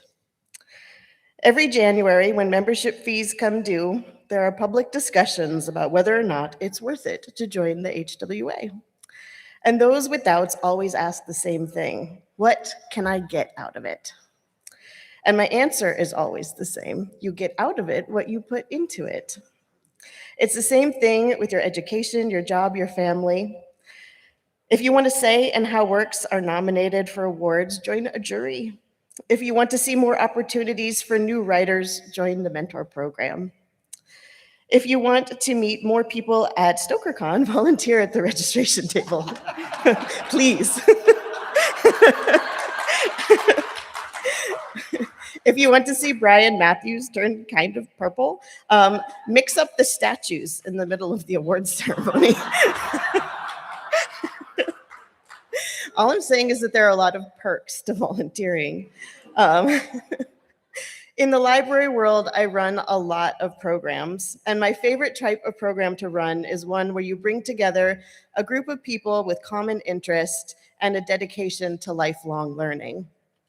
In library world, we call these programs communities of practice. And that's really what we have here in the HWA, where we're here because our common love for the horror genre, and we're here to learn and to teach and to pool our knowledge and resources for the growth of the whole community. But not like in a cult way, mostly. And because we do that, the genre thrives. But that takes work, and it takes commitment. It takes many hands, and it takes some gray hair and a lot of whiskey. See? But it's all worth it. And I'm truly honored to commit my efforts to something that means so much to me. And that's all of you. Oh no, I practiced so this wouldn't happen. So thank you to the board and trustees for the opportunity to serve the Halloween people. And for the Karen Lansdale Silver Hammer Award, it's got Karen Lansdale's name on it and my name on it. That's really special to me.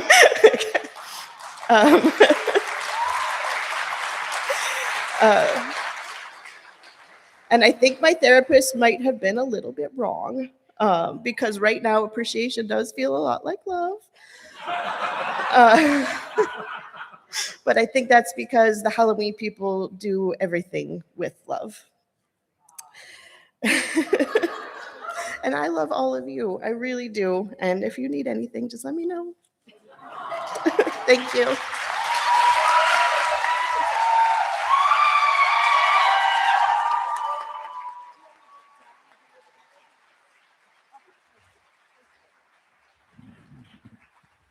That's how much of a volunteer she is. We give her an award and say, okay, get back to work. That is really impressive. I also don't want to alert anyone, but apparently Clay McLeod Chapman has slipped out of the room again. He was just spotted running around on the roof of the Monroeville Mall, where he was Tackled by Joyce Carol Oates? Man, I know that pain. Oh. All right, we are up to Jamal Hodge and Stephen Van Patten joining us on stage to announce the winners of the final frame and the Stoker Award for Screenplay. Gentlemen?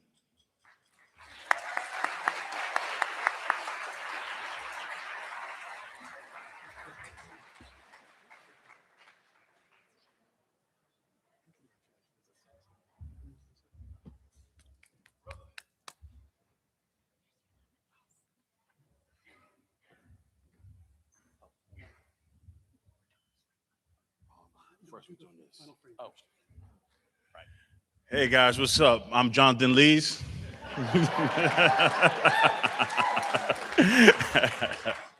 You know what I mean? Special pills, man. Got a little tan, got a little taller. You know what I mean? Oh yeah. But Final Frame, we love Final Frame. It's one of the best, if not the best, short horror program in the country. I feel like Jonathan does amazing work and all the technicians and everything like that to bring you the best horror we can find, So it's a great tradition for StokerCon. And now we just want to announce the winners. I mean, you guys had a good time last night, right? Watching that stuff. That was excellent. So for the best writing in a short film, it goes to Cheer, written by Chris McElroy.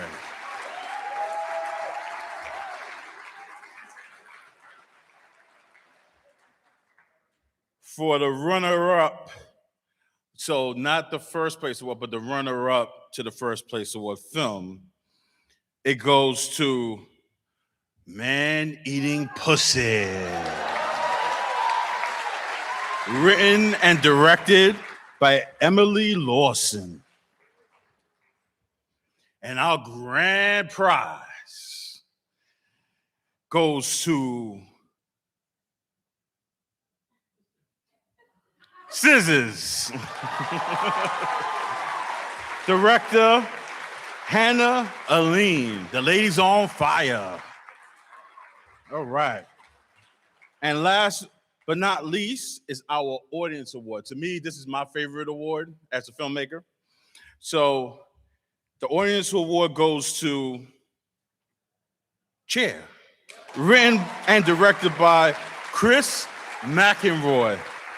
Shout out to all the judges who work painstakingly to, watching these films. It's not the hardest job in the world. It's just really fun. So, it's all good. Hello, everybody. I'm Stephen Van Patten. Yeah. All right. And I have been asked to announce the winner for nominees for Superior Achievement in a Screenplay. It's big stuff. So the nominees are Ryan Coogler, Sinners, Warner Brothers, Domain, Proximity.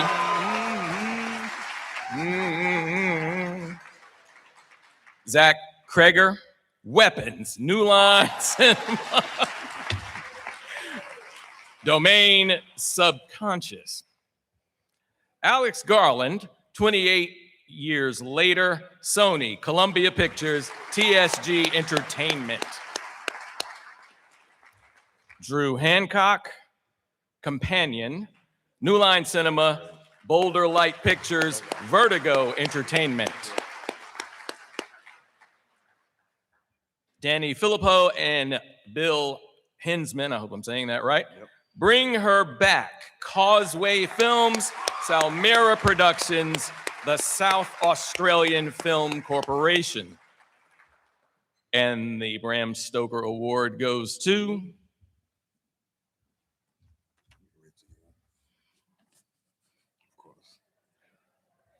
Yeah. All right. 3, 2. Ryan Coogler. Sinners.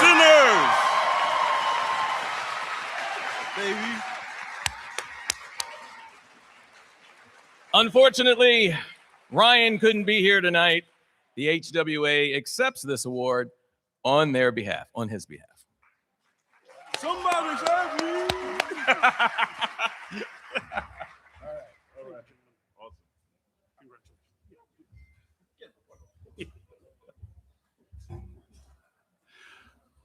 All right.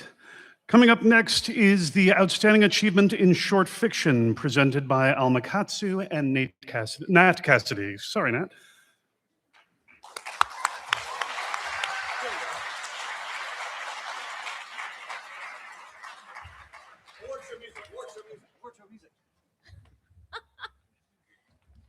Short fiction?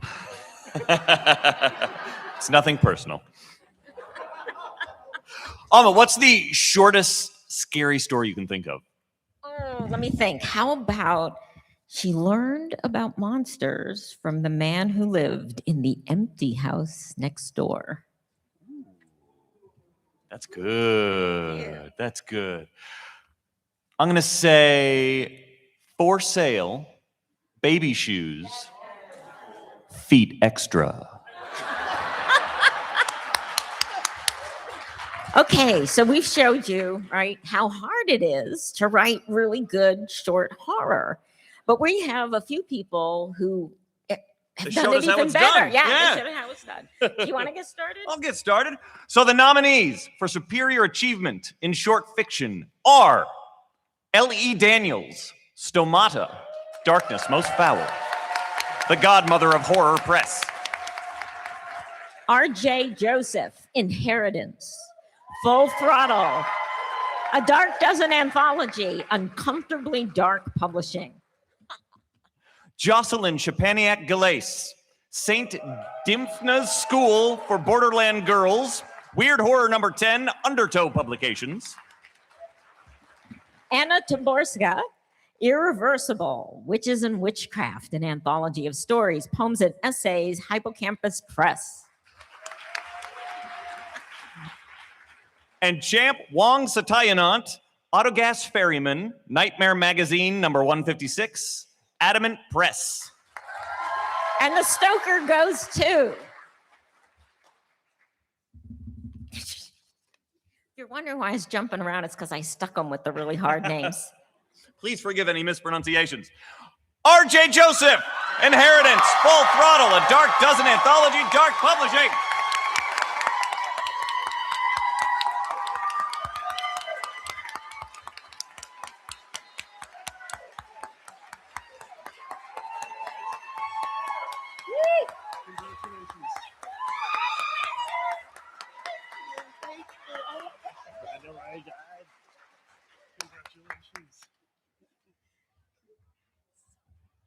Oh my goodness. Wow, y'all. Wow. I had this really cool speech, so I'm gonna try to like give it. Anyway, so when I was growing up, my sissy and I used to spin dreams in the little plex where we grew up in the inner city Houston, and we talk about what we were gonna do when we grew up. Well, I've always been a writer, and so my answer was always that. I'm gonna write. Now, as I got to be a grown-up, though, that dream became multi-pronged because I became aware of the Horror Writers Association and these Bram Stoker Award. Oh, man. My sister and I met Lucy Snyder one year, and she had her Bram Stoker Award there on her table. She allowed us two little weird country ghetto ladies to hold it, to touch it, and Sissy holds it up and she says, "Sissy, you need one of these." And it's been years and years and years, but Sissy, we got us one.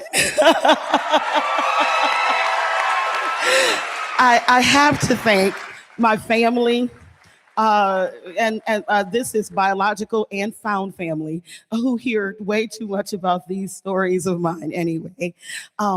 And I have to thank my editor and publisher, Candace Nola. This was the second story that I sent to her for this slot, y'all. The first story, I'm going, oh, this is okay. And she says, well, this is nice, but. So then I said, well, I have something else. It's kind of crazy, but I have the little crazy story. She got that story and she said, this is what I was talking about. So apparently she has way more knowledge about these things than I do, and I defer to that knowledge. Thank y'all so much for everybody that voted for this crazy little story. I am so, so happy, and I am very appreciative. I love y'all. Thank you so much.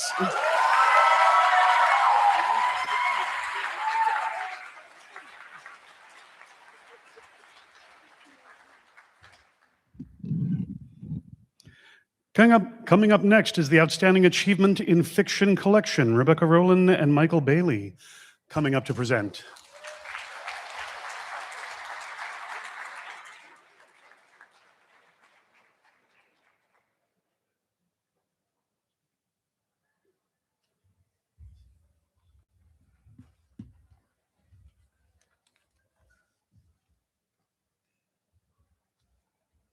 Short stories are not stunted novels or precursors to lengthier epics. They are an art form all on their own, and fiction collections, a gallery of such masterpieces. I'm always asked about what's the difference between fiction collections and anthologies, and my go-to is always the word that comes to mind is anthology is derived from a Greek word that I can't pronounce, and it literally translates to flower gathering. So if an anthology is a colorful display from multiple writers, a fiction collection is a beautiful bouquet from a single author. So Michael, what do Harlan Ellison, Charles Beaumont, Richard Matheson, Stephen King, Dan Simmons, Norman Partridge, Ramsey Campbell, Robert Bloch, Jonathan Carroll, Thomas Ligotti, Carl Edward Wagner, John Shirley, Douglas Clegg, Peter Straub, Ray Bradbury, Jack Ketchum, Thomas Monteleone, Joe Hill, Gary Brombeck, Mike Arzen, and Gene O'Neill all have in common? They're all middle-aged white men. Mostly straight. Yes, but beyond that? Oh, yeah, right. They are all masters of short form, either legends or future legends. And they're also the recipients for the Bram Stoker Award for Superior Achievement in Short and Fiction Collection for the first 24 years since inception. And they're also middle-aged white men, mostly straight. But a lot has changed for the good over the last decade and a half. Joyce Carol Oates broke down that wall in 2011, becoming the first woman to win this award. And in the last 14 years, 10 recipients of this award have been women.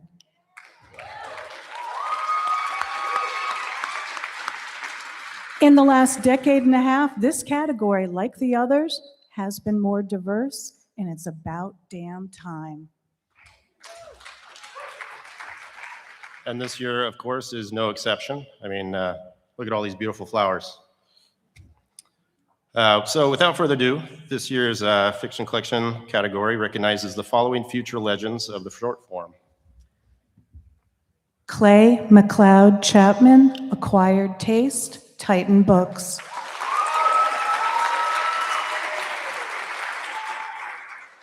Gemma Files, Little Horn Stories, Shortwave.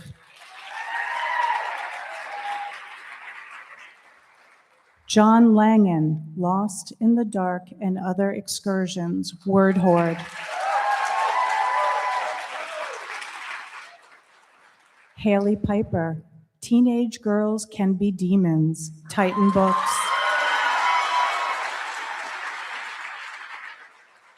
Sarah Tatlinger, Cyanide Constellations, Dark Matter, Inc.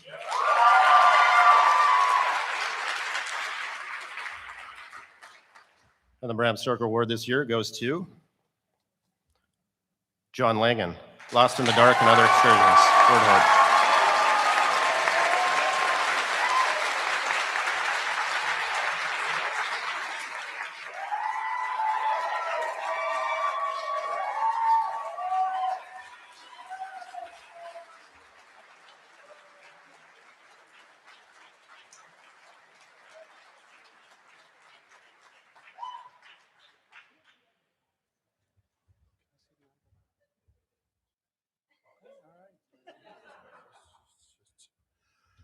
Clearly, there's been some mistake.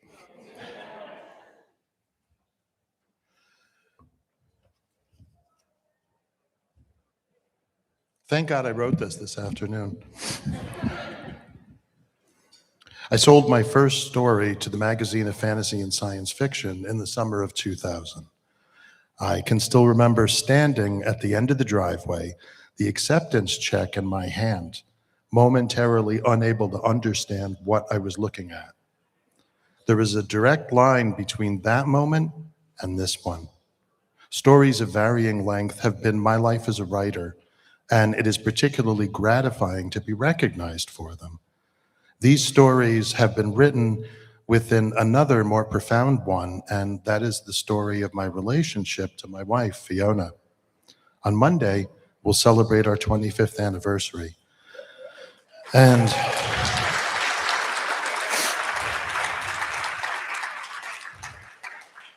that's all for her.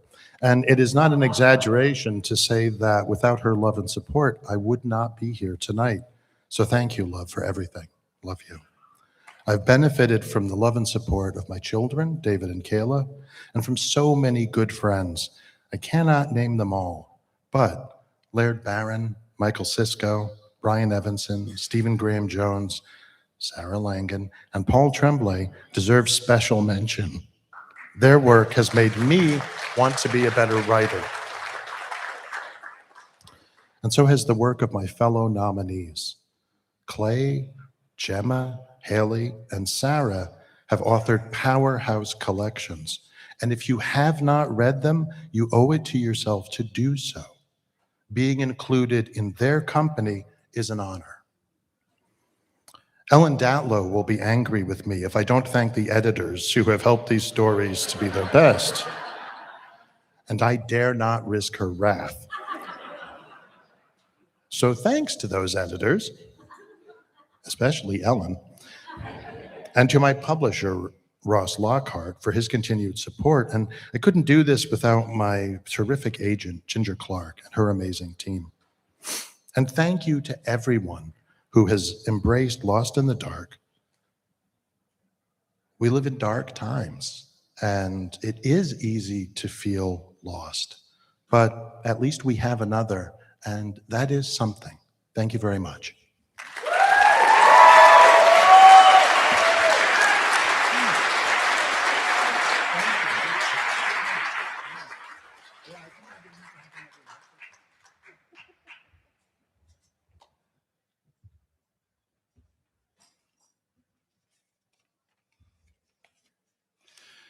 Is anyone else seeing a pattern here? Win a Stoker Award, have an anniversary.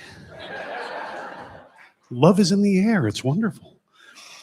Coming up next is, of course, the Outstanding Achievement for Anthology. Carol Geisander and Ann Vandermeer presenting.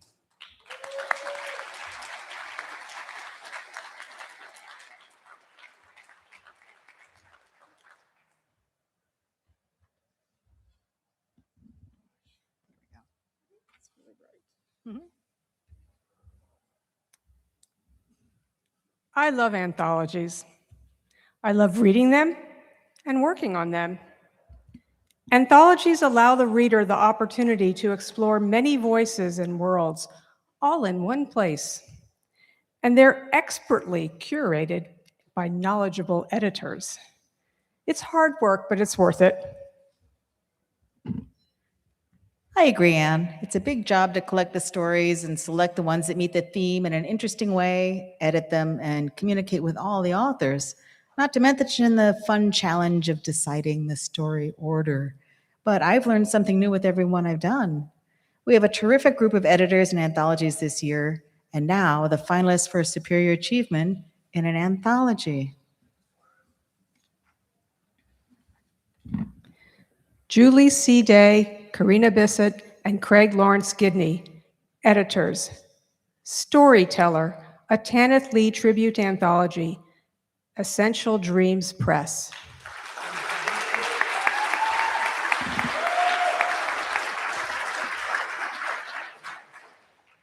Christopher Golden and Brian Keene, editors. The End of the World as We Know It, New Tales of Stephen King's The Stand, Gallery Books.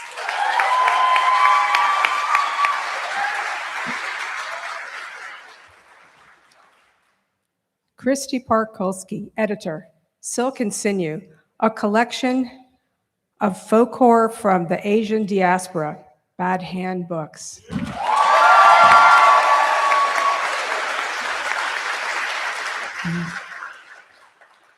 Lee Murray and Dave Jeffrey, editors, This Way Lies Madness, Stories from the Edge of Darkness, Flame Tree Publishing.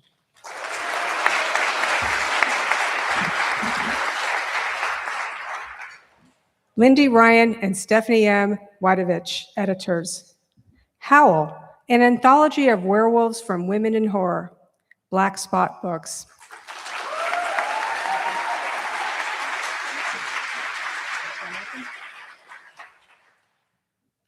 And the Bram Stoker Award goes to, oh, look, it came out easy. Christy Parkolsky, editor. Silk and Sinew, a collection of folk horror from the Asian diaspora, Bad Hand Books.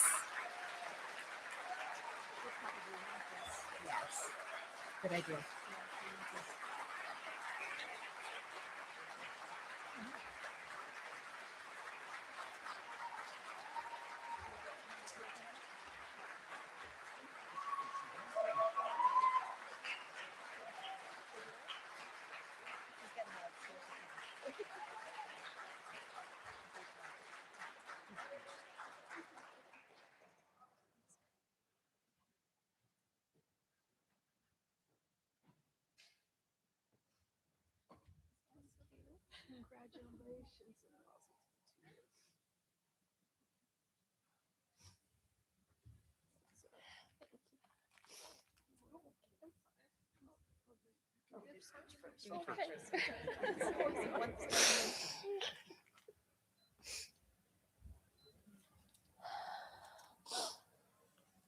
Wow. Thank you, everyone. I did write a speech. So there's a story about my mom who arrived with my teenage brother to the US with nothing. They had so little that when they finally had a meal of chicken, my mama gave all the meat to my brother. For herself, she took only the leftover bones and boiled it into a broth for her meal. I feel like that's what she always did, and I think many immigrant parents are like this. They give away the best part, no matter how hungry they were, so the next generation can thrive. I'm here on this stage because of her sacrifice.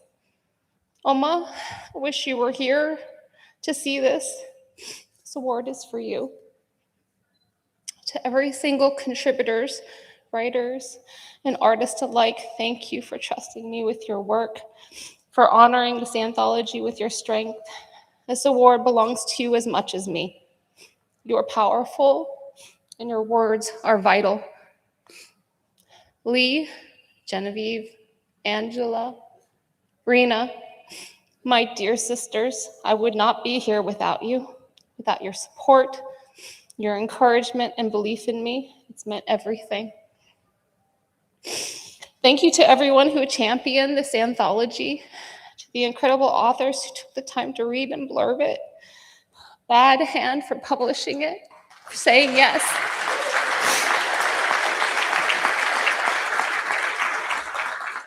And to the readers, thank you to the love of my life, my husband, Michael. Yovo, you've always stood with me, always been there to pick me up when I collapse. To my children, Ellie and Marcus and Elijah, you are my heart and soul, and this book also belongs to you, so you might know the strength that has created you.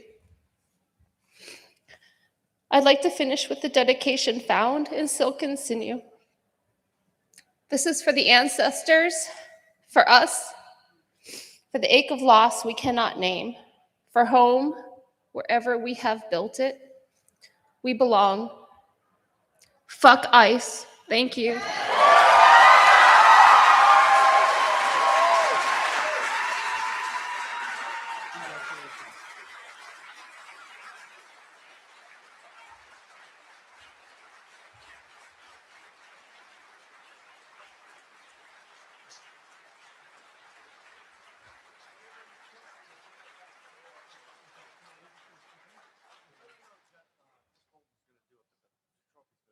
Good to know. Okay. We now get to the Lifetime Achievement Award, which is the only award, Stoker Award, given not by the membership, but by a committee.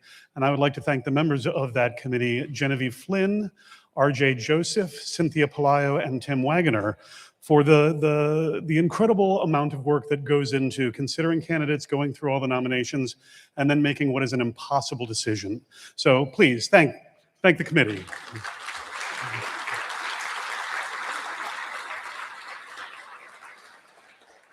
Here to present the first award is Christopher Golden.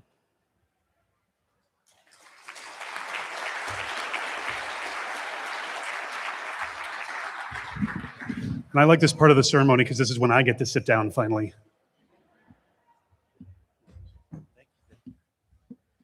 Christopher Golden, who foolishly left his reading glasses in his room. So we'll do our best here. This is from the immortal Jonathan Mayberry, who, I'm just going to read Jonathan's speech, but what I will say is that what I admire the most about Jonathan is all of the effort he has put in over his career in helping other writers and lifting people up. I wish I could be there with you all tonight, and I want to express my deep gratitude and complete surprise that you have chosen to present this award to me. I don't actually feel mature enough to get a lifetime achievement, but here we are. Spoiler, he's not. Horror in all its many forms has been a huge and significant part of my life. On one hand, I was raised by monsters, and not the fun kind, alas. But I had a wonderfully creepy grandmother to whose house I would flee as often as I could. If you can imagine Luna Lovegood from the Harry Potter novels as an old lady, that was her.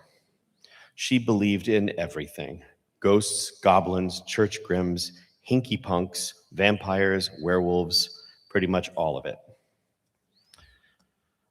She encouraged me to read books of folklore and mythology, but also made me read the science and cultural anthropology so that I did not fall into a trap of blind acceptance. If something could be rationally, provably explained, then it was science. If it couldn't, she believed, that was proof of the supernatural, a useful structure for learning and forming my own opinions, and to encourage me to keep an open mind. In school, there was the Scholastic Book Fair, and unsurprisingly, the first books I bought from those events were The Adventures of Sherlock Holmes and Edgar Allan Poe's Tales of Mystery and Imagination. And my grandmother kept my shelves well stocked with books like The Wolf Leader by Alexander Dumas, one of the very first werewolf novels, The King in Yellow by Robert W. Chambers, The Secrets of Dr. Taverner by Dion Fortune, and many others. Sorry, guys. The next big change in my life was when my middle school librarian began taking me to New York for events at a publisher's penthouse. He was a genre fiction fan, and whenever there were enough sci-fi or horror writers in New York, this was 1970, the publisher would throw a party, usually 2 or 3 times a month. The very first time I went, as a hairy 12-year-old, I got to meet 2 people who would go on to mentor me, encourage me, and inspire me. They were Richard Matheson and Ray Bradbury, 2 of the kindest people I've ever met. They must have been told that I was very poor, as every time they came to one of these events, they would bring shopping bags full of books for me. Their works and those of many others.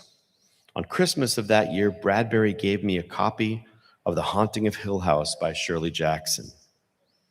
The following Christmas, Bradbury gave me a signed first edition of Something Wicked This Way Comes, and Matheson gave me a first edition ace paperback of I Am Legend.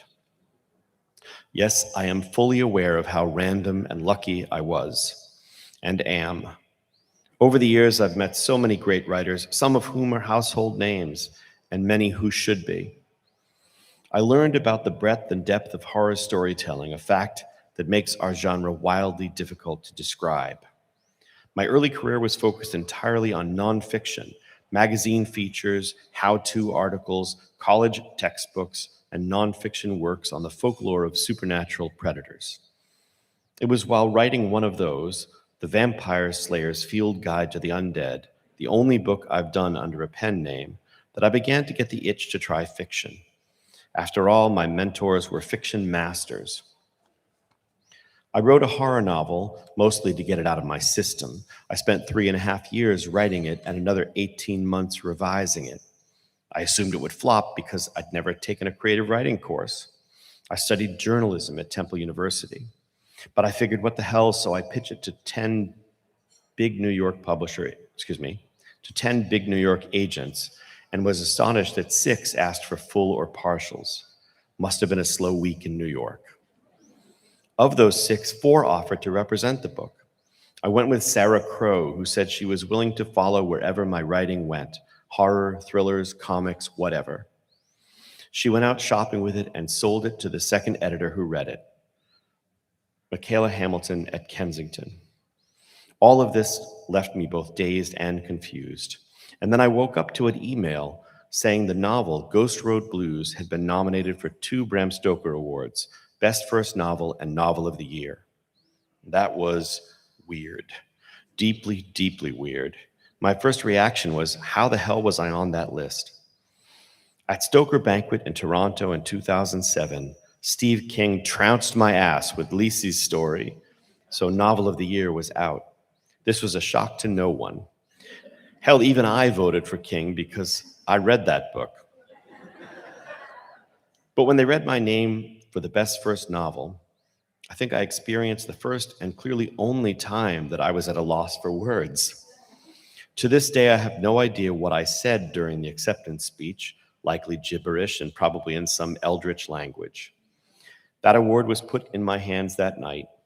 The novel had been published on June 6th, 2006. And here we are now on June 6th, 2026. It has become a vastly different world for me. I'm writing my 57th novel.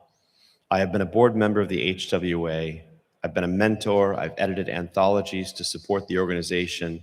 But here's what matters the most to me, the absolute most. I've found a family here, inclusive, understanding, wonderfully diverse, well-read, creative, and kind. It's the family I didn't have growing up. As with my librarian, Ray Porter, Richard Matheson, and others, it is the family of my heart. I feel seen, but more critically, I feel understood, accepted for who I am. Funny, but when the general public ask why I wrote about monsters, I tell them that I don't. I write about people who fight monsters. My horror writer friends understand the answer. Tonight is the 20th anniversary of Ghost Road Blues' release.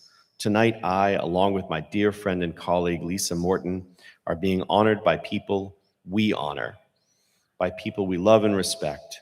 Even with all of the words in my head, I cannot thank you enough. You are my family. I'll close by thanking my wife, Sarah Jo, to whom I dedicate everything I write. You have always been my rock, my muse, my partner, and my love. Thank you for this award, my friends, my family. From the bottom of my heart, thank you.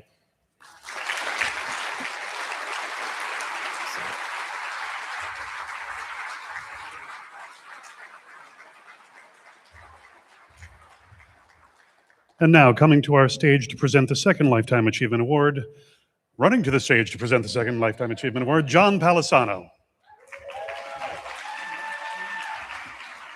You are one rowdy crowd tonight, man. I love it, man. I love you guys. It's been a long time, and you all just look amazing. Speaking of amazing, how do you summarize a writing life in a few minutes? Not so easy when it comes to the amount of notably exceptional work Lisa Morton has given us. The crazy thing is this award is given to people in their creative prime. The most common reply I've heard over the years when people are informed is, wait, I'm not dead yet. And Lisa's far from dead. Undead, maybe. And with her supernatural focus and energy, that makes sense. Did you know her first script was a spec script for Alien. Cool, huh? And that was just the beginning of work in the film industry. Did you know she worked on the model crew for Close Encounters of the Third Kind, the special edition where Richard Dreyfuss went into the mothership? And she also worked on Star Trek: The Motion Picture, the one with V'ger. So freaking cool, man, you know? And she co-produced and wrote a movie starring a very young Juliette Lewis in one of, if not her first, feature film roles. Oh my God, guess what? I've got a quote from Bob Berman. Bob wrote and said, "When I was first starting out in special effects, I was working on a film called The Beast Within. Her boyfriend was the lead, and we were building a horrific transformation makeup on him into a bug-like creature. The two of them were constantly in the shop and taking photos. We befriended her, and she became a writing partner with my father, Tom Berman." Whoa. Speaking about movies, when I first met Lisa, I mentioned an obscure DVD that I had found on the streets of New York on one of those blanket-like shops. Amazingly, when I described it, Lisa knew what it was. It was 1983 Zoo Warriors from the Magic Mountain, an absolutely stunning creative film with sword masters flying in midair, defying gravity, long before CGI made that stuff easy. And not only that, Lisa wrote a book about the film's director, Shui Hawk, which blew me away. I knew a real author. Holy shit. Lisa's one of the world's leading experts on Halloween as well, if you haven't heard. And she's authored not one, not two, but 3 books on the subject. And if you're not reading her Substack and her Everyday is Halloween posts, you are missing out. So check it out.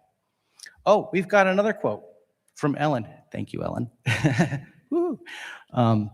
Ellen said, "In addition to being the expert on our favorite holiday, Lisa has been writing fiction for over 30 years, been president of HWA, and has edited several anthologies, one of which was co-edited. Co-editing is a tough gig, and you need the perfect partner to make it work. Lisa was a joy to work with. Congratulations on this great honor." Ellen, woohoo. Some other quick highlights, because we're getting quick on time here. Lisa's written many novels and novellas, countless short stories and articles, been interviewed and appeared in venues as diverse as the History Channel, to Coast, to Bridget Marcotte's Ghost Hunting Podcast, Ghost Magnet, has won a trunk full of Stoker Awards, to having Stoker Awards, to having her own house haunt called Septo Cemetery, to it's just so overwhelming.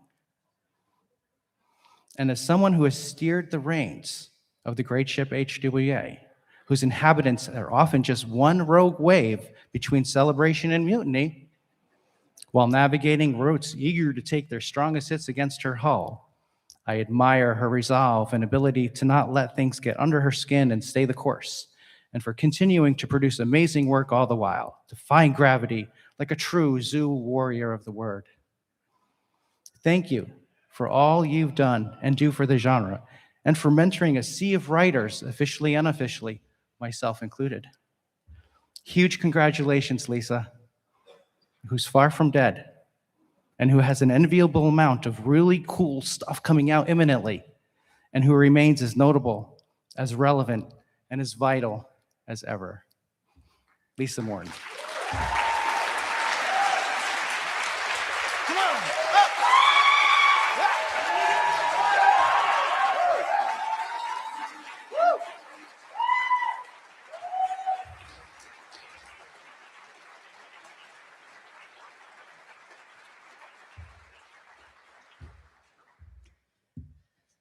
Wow. You don't get to this point without a lifetime of thank yous. I'm going to try to keep this short because I know this night has been long. Thanks to Mom and Dad for watching horror movies with me, helping me build Aurora monster models, and generally indulging their weird little kid. Thanks to the school teachers who taught me how to write, especially Jim Riley and Sam Turner. Thanks to the first people who actually paid me to be creative, Greg Jean, who was my model-making boss, and Tom and Barry Berman. Thanks to the 3 friends who told me I could actually sell horror fiction, Dennis Etchison, Roberta Lannis, and especially Steve Jones, without whom I probably would not be standing here.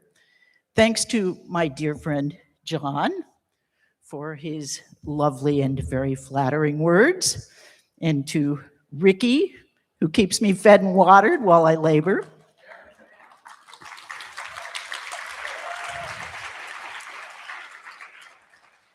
Thanks to all of those who I have worked alongside in HWA over the last few decades. And of course, thanks to the Lifetime Achievement Award Committee for this recognition.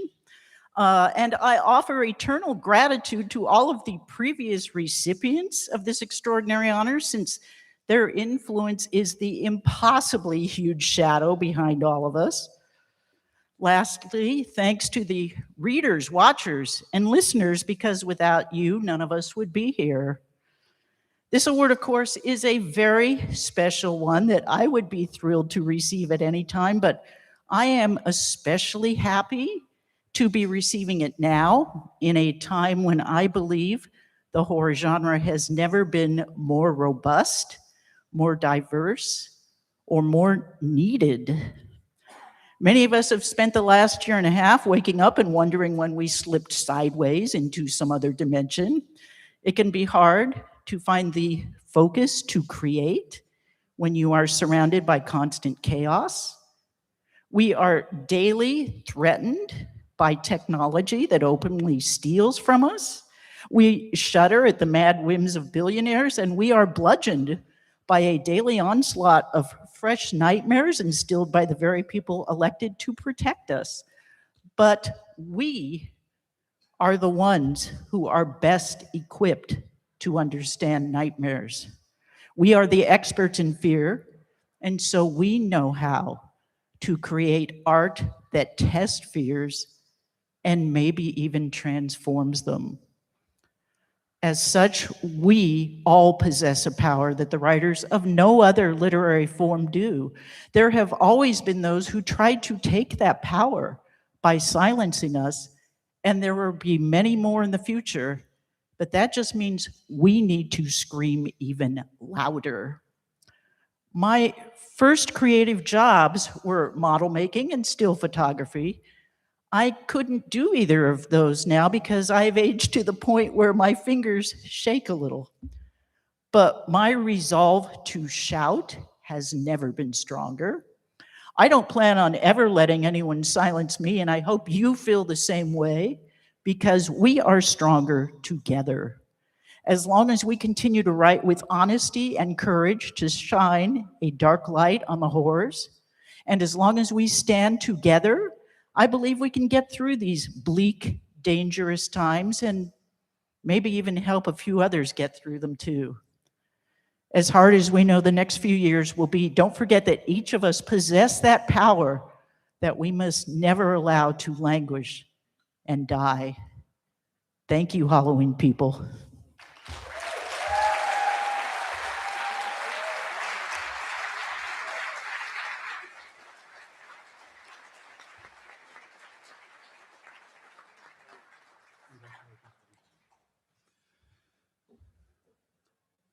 Up next is the President's Award presented by HWA President Lisa Wood.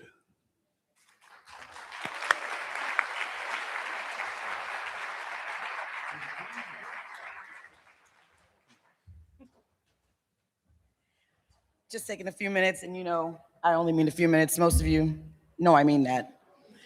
I just want to say a few things about Mark, and some of them you may know, some of them you may not. But when I found out that I was going to be able to give this award, the President's Award, for exemplary service, I knew exactly who I was going to choose. I didn't tell anybody else that, made them sweat it out.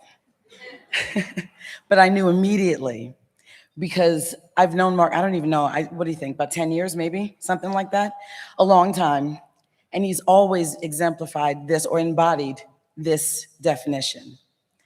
Let me tell you a little bit about him from outside of the HWA. In a different life, I ran the horror track for different convention altogether. But that Monster Mash you saw, how many of you went to the Monster Mash? Many. Hands are going up if you can't see it, so many. Standing room only usually. He did that for 5 years. I didn't have to worry about it because he was someone I could trust to handle this. Sometimes I reach out to him because I teach at the college level. My freshman students, they're in composition, but they get inundated with horror. So what? I'm sorry. I tell them ahead of time. Too bad. He often contributes stories to teach this youth about contemporary horror because he's someone I can trust. So when one day I gave him a call, it was kind of late at night. I apologize for that. Listen, I've apologized more than once, ma'am. His lovely wife has been very kind to me and letting me call that late and text that late because it does happen all the time. I'm sorry. But I called late one night and said, I need you to, if you have some time, think about the treasurer position. Just think about it. Think about it meant, please do it. And he was willing and able to help me. Then I recently, when I had to make another phone call and say, hey, I need you to think about something.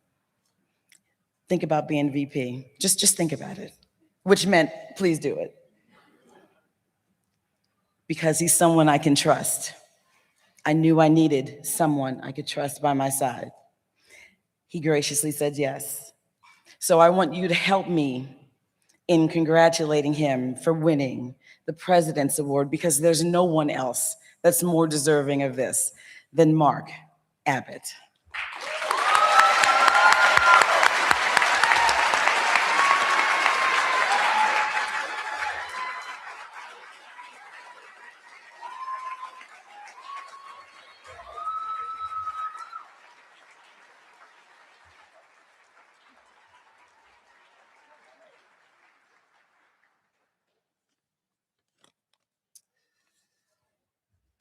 My editor said I needed to take out at least 6,000 words in this. Good evening. This is truly an honor. I am extremely humbled by this award of recognition. And I must admit that when I was told I was getting this award, I was shocked. And I mean, I couldn't speak. And for those of you who know how loquacious I can be, you know this had to be a big deal for me to shut up. There is a song by U2 titled, I Still Haven't Found What I'm Looking For. Happens to be one of my favorites. When I first heard this song as a teenager, I thought it was about a man looking for love. That he did all these things just to be with the one he longed to be with. It took nearly 30 years for me to realize that the song wasn't about unrequited love. It was a journeyman's story. And the you he was speaking of wasn't one person, but many. What he still hadn't found was that next piece in the journey, so he had to keep going. And at some point, someday, he would get there. So what does that song have to do with this moment? A writer is a kind of journeyman. We're always looking for that next thing, whether it be an inspiration for a story, an outlet for a story, or in my case, help. I published, but I failed, made every mistake one could make. That's what a writer goes through. Maybe it's happened to you. I switched gears, sent work to trades, got some replies that said this was okay, but we're going to pass on you. Maybe it's happened to you.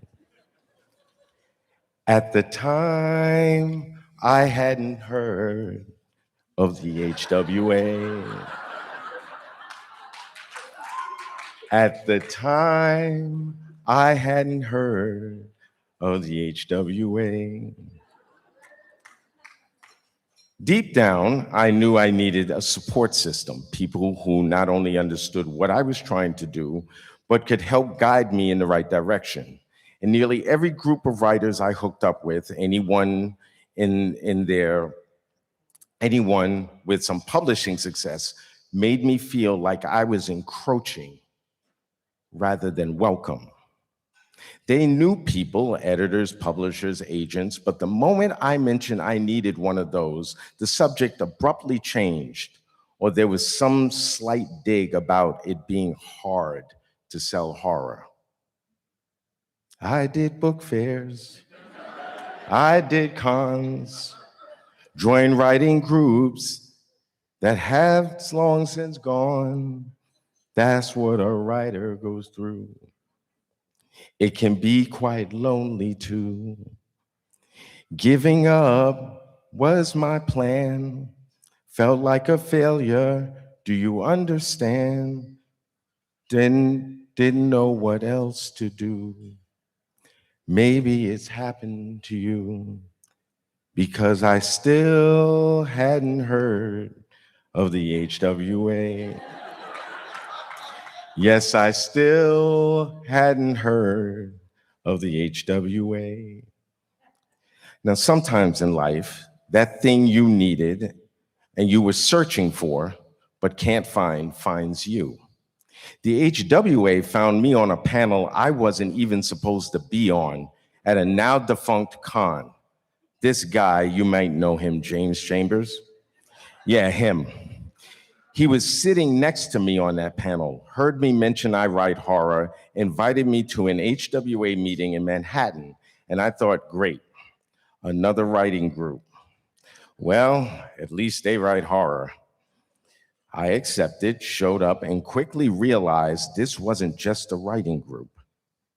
And the more James explained the HWA, I started to realize I had entered something special. I shared writing, stories, and more, was embraced by my knowledge of lore that felt completely new. I met Van Patten too. Offered a contract and signed my name, then published horror about the Empire State. That's what many writers do. Maybe you've done it too. And it's all because I joined the HWA.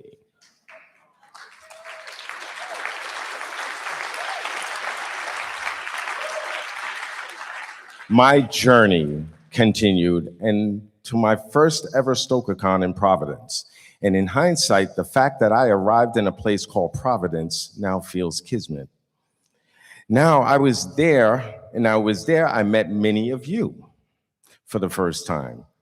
If someone had told teenage me, that wide-eyed, horror-loving, horror-writing teenager, that I would one day be in among the people I admire, the writers who have inspired me and embraced me by the genre I love so deeply, I would have probably laughed.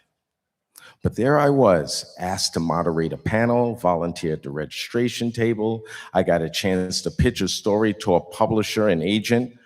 I even made an elevator, and this is true, I made an elevator pitch in the elevator and finished it in the time it took to ride from the top floor to the lobby.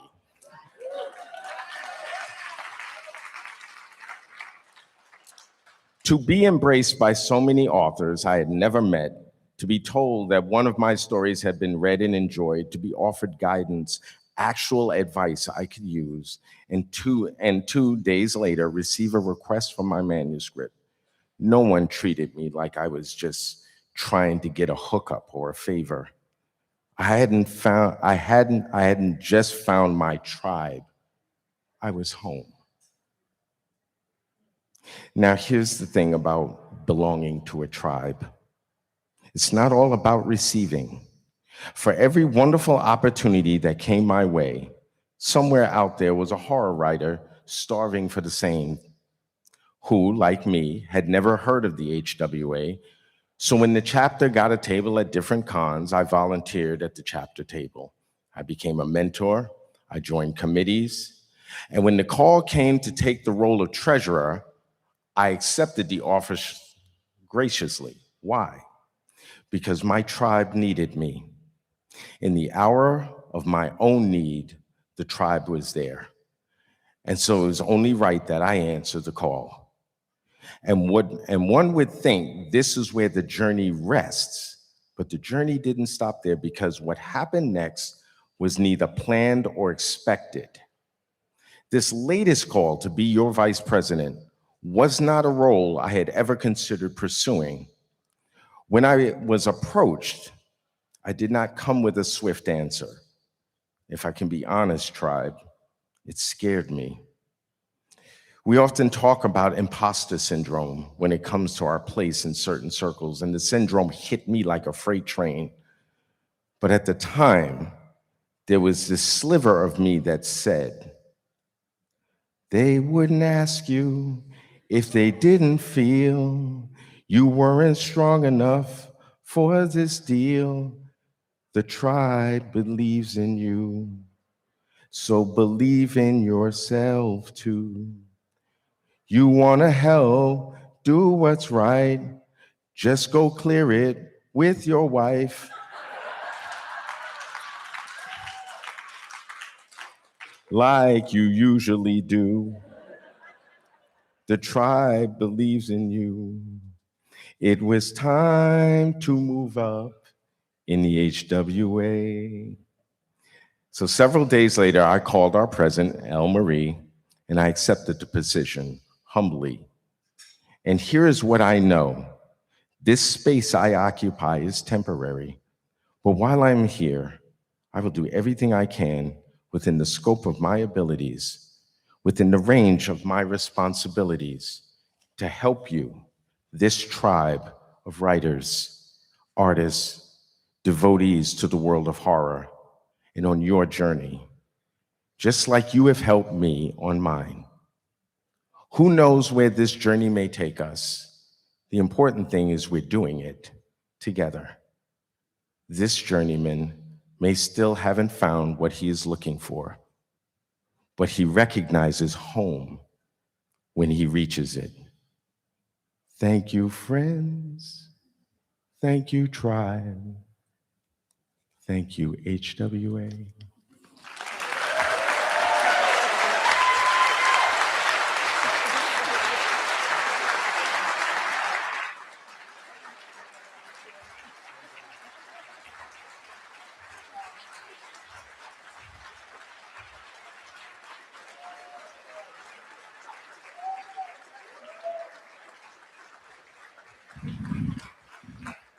The onstage committee has decided that next year all award recipients must sing their acceptance speech. And Brian Matthews would like to remind you, start working on your song now. Up next is Long Fiction, being presented by James Tinian and Cynthia Paleo.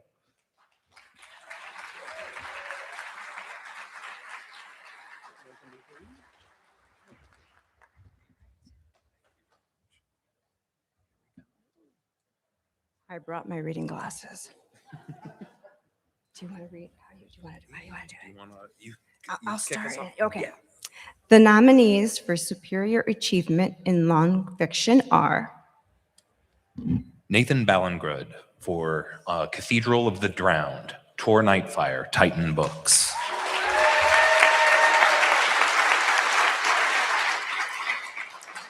Thomas Ha, Uncertain Sons and Other Stories, Undertow Publications. Sarah Langan, Squid Teeth, Reactor.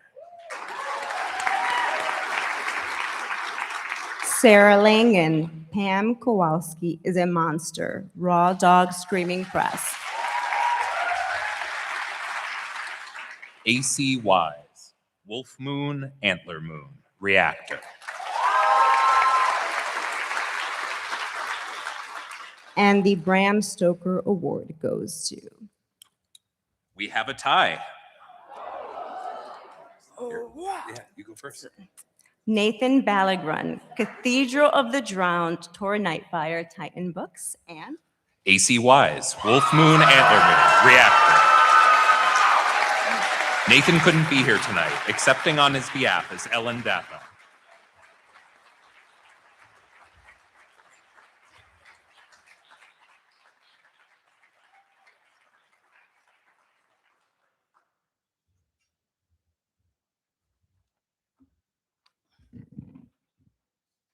Nathan writes, I'm thrilled and grateful to accept the Bram Stoker Award for Cathedral of the Drowned. Horror fiction in all its many guises has been I'm sorry, I can't read this. I should have done a heavier typeface.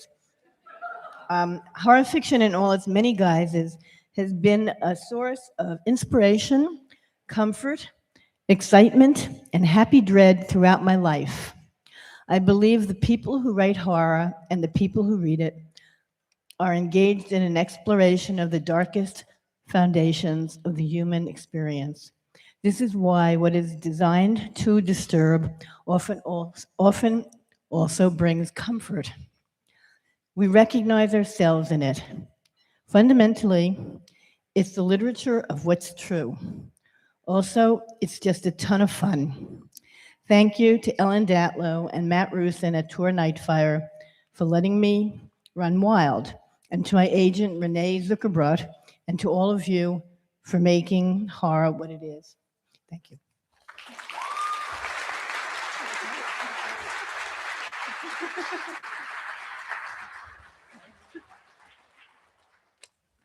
God, and I have to say words. First of all, okay, I'm going to screw this up and be terrible, so just make it part of the plan. Thank you so much to Ellen and everyone at Reactor for giving my story a good home. Thank you for Stephanie Feldman for being here with me tonight, and to all the rest of the Sparkle Ponies, who were the first people to read Wolf Moon, Antler Moon, and help me to hone it into the story it needed to be. Thank you to my husband, to my family, to my found family. Thank you to everyone who read and viewed and consumed horror this year, reviewed works, told your friends about them, shouted their praises to the rooftops. Sorry. So much of creators getting the work seen relies on word of mouth, especially amidst fractured attention spans, limited marketing dollars, the world being on fire, and AI slop being shoved down our throats. So let's keep lifting each other up and spreading the word about the works we love. Thank you to everyone who voted in the Stoker Awards and the HWA and everybody who organized this convention and brought us all together.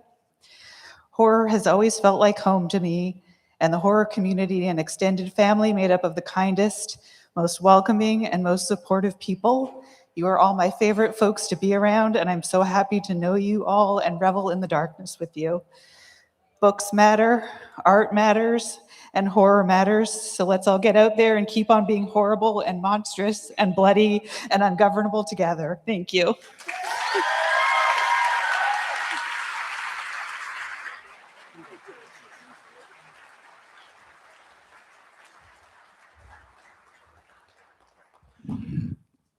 And at last we reach the award that is decades ahead of the Pulitzer.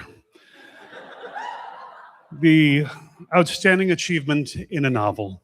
Presenting it tonight is Gwendolyn Keist and John Shirley.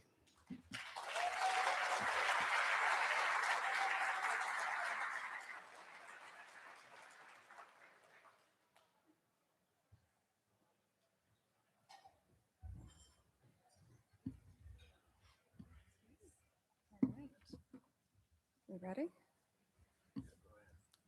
The nominees for Superior Achievement in a Novel are Grady Hendrix, Witchcraft for Wayward Girls, Berkeley.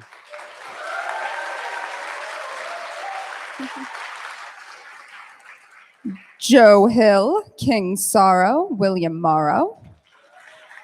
Stephen Graham Jones, The Buffalo Hunter, Saga Press, Titan Books. Sylvia Marina Garcia, The Bewitching, Del Rey. Wendy N. Wagner, Girl in the Creek, Tor Nightfire. All right, I'll give it to you. You can open it. And the Bram Stoker Award goes to Stephen Graham Jones, The Buffalo Hunter, Saga Press, Titan Books. Stephen couldn't be here tonight. Accepting on his behalf is his editor, Joe Monte.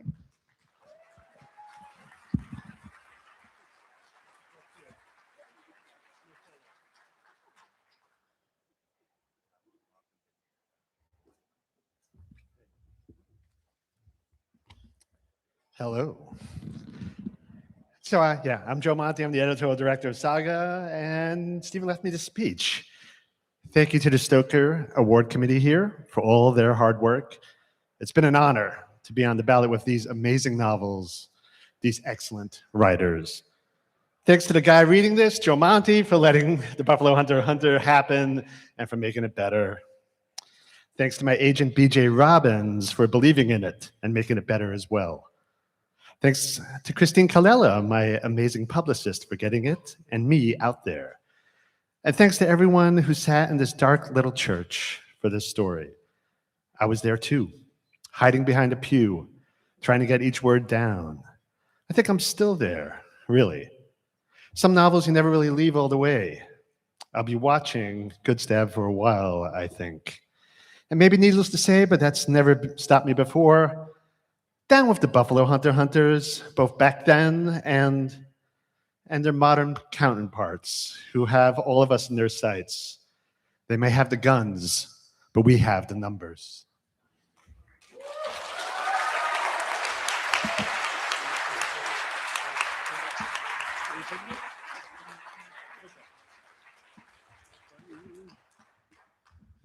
Brian, do you have anything to add? You usually get up at the end and, say stuff. Oh, what? Oh, right. Yeah, I should have been paying attention in that meeting. I told you the edibles kicked in early today. Is that a reference to last year? Because I'm going to sound like a jerk if I give the correct answer. I know.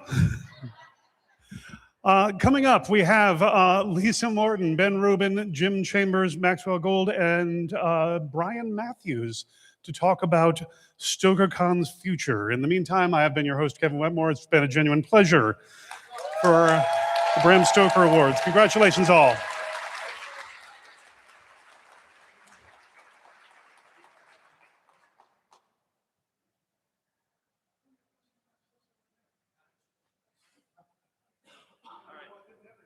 All right, come on up, guys and gals. All right. That's bright. All right, we're almost out of here. We're only 50 minutes over time. Jesus Christ, who planned this shit? All right. We're going to talk about next year's StokerCon, which is the 40th anniversary of the HWA. Big plans in the works. We're going to go with Lisa first. Ladies first. We are going to tease you with 3 of the guests of honor for next year. I am going to announce the first one. It is a New York Times best-selling author of books like What Stalks the Deep, Snake Eater, and the forthcoming Wolfworm. It's T. Kingfisher.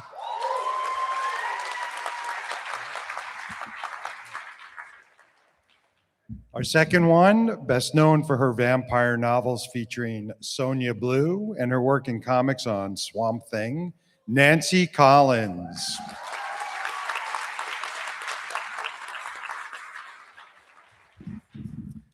And our last one to announce tonight, we will have more that will roll out later. Some of you in the room may have heard of this person. They've written short stories, comic books, novels. They've been nominated for about every award, including 10 Bram Stokers, and have taken the Haunted House home 4 times, but perhaps best known as being the precocious child reading comics in the film Creepshow, the last time they were in Pittsburgh, Joe Hill.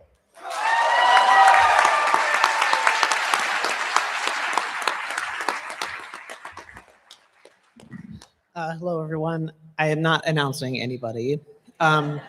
I'm just here to remind you tonight, the 10th anniversary special on Eventbrite will go live, and you can get your tickets early. So that is a special that we only do for everyone here. So you can get your tickets for next year at midnight tonight. So,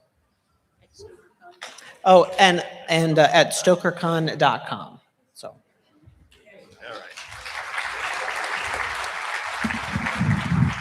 All right, we would like to thank you all for being here tonight. The after party's going on. They're probably eating all the food, so I don't know what to do about that, but there is a bar out there. What? Oh, yes. After all the award recipients, if you could come up here for your photograph, that would be really helpful. Congratulations to everybody who won, everybody who is nominated, and everybody who writes. Good night.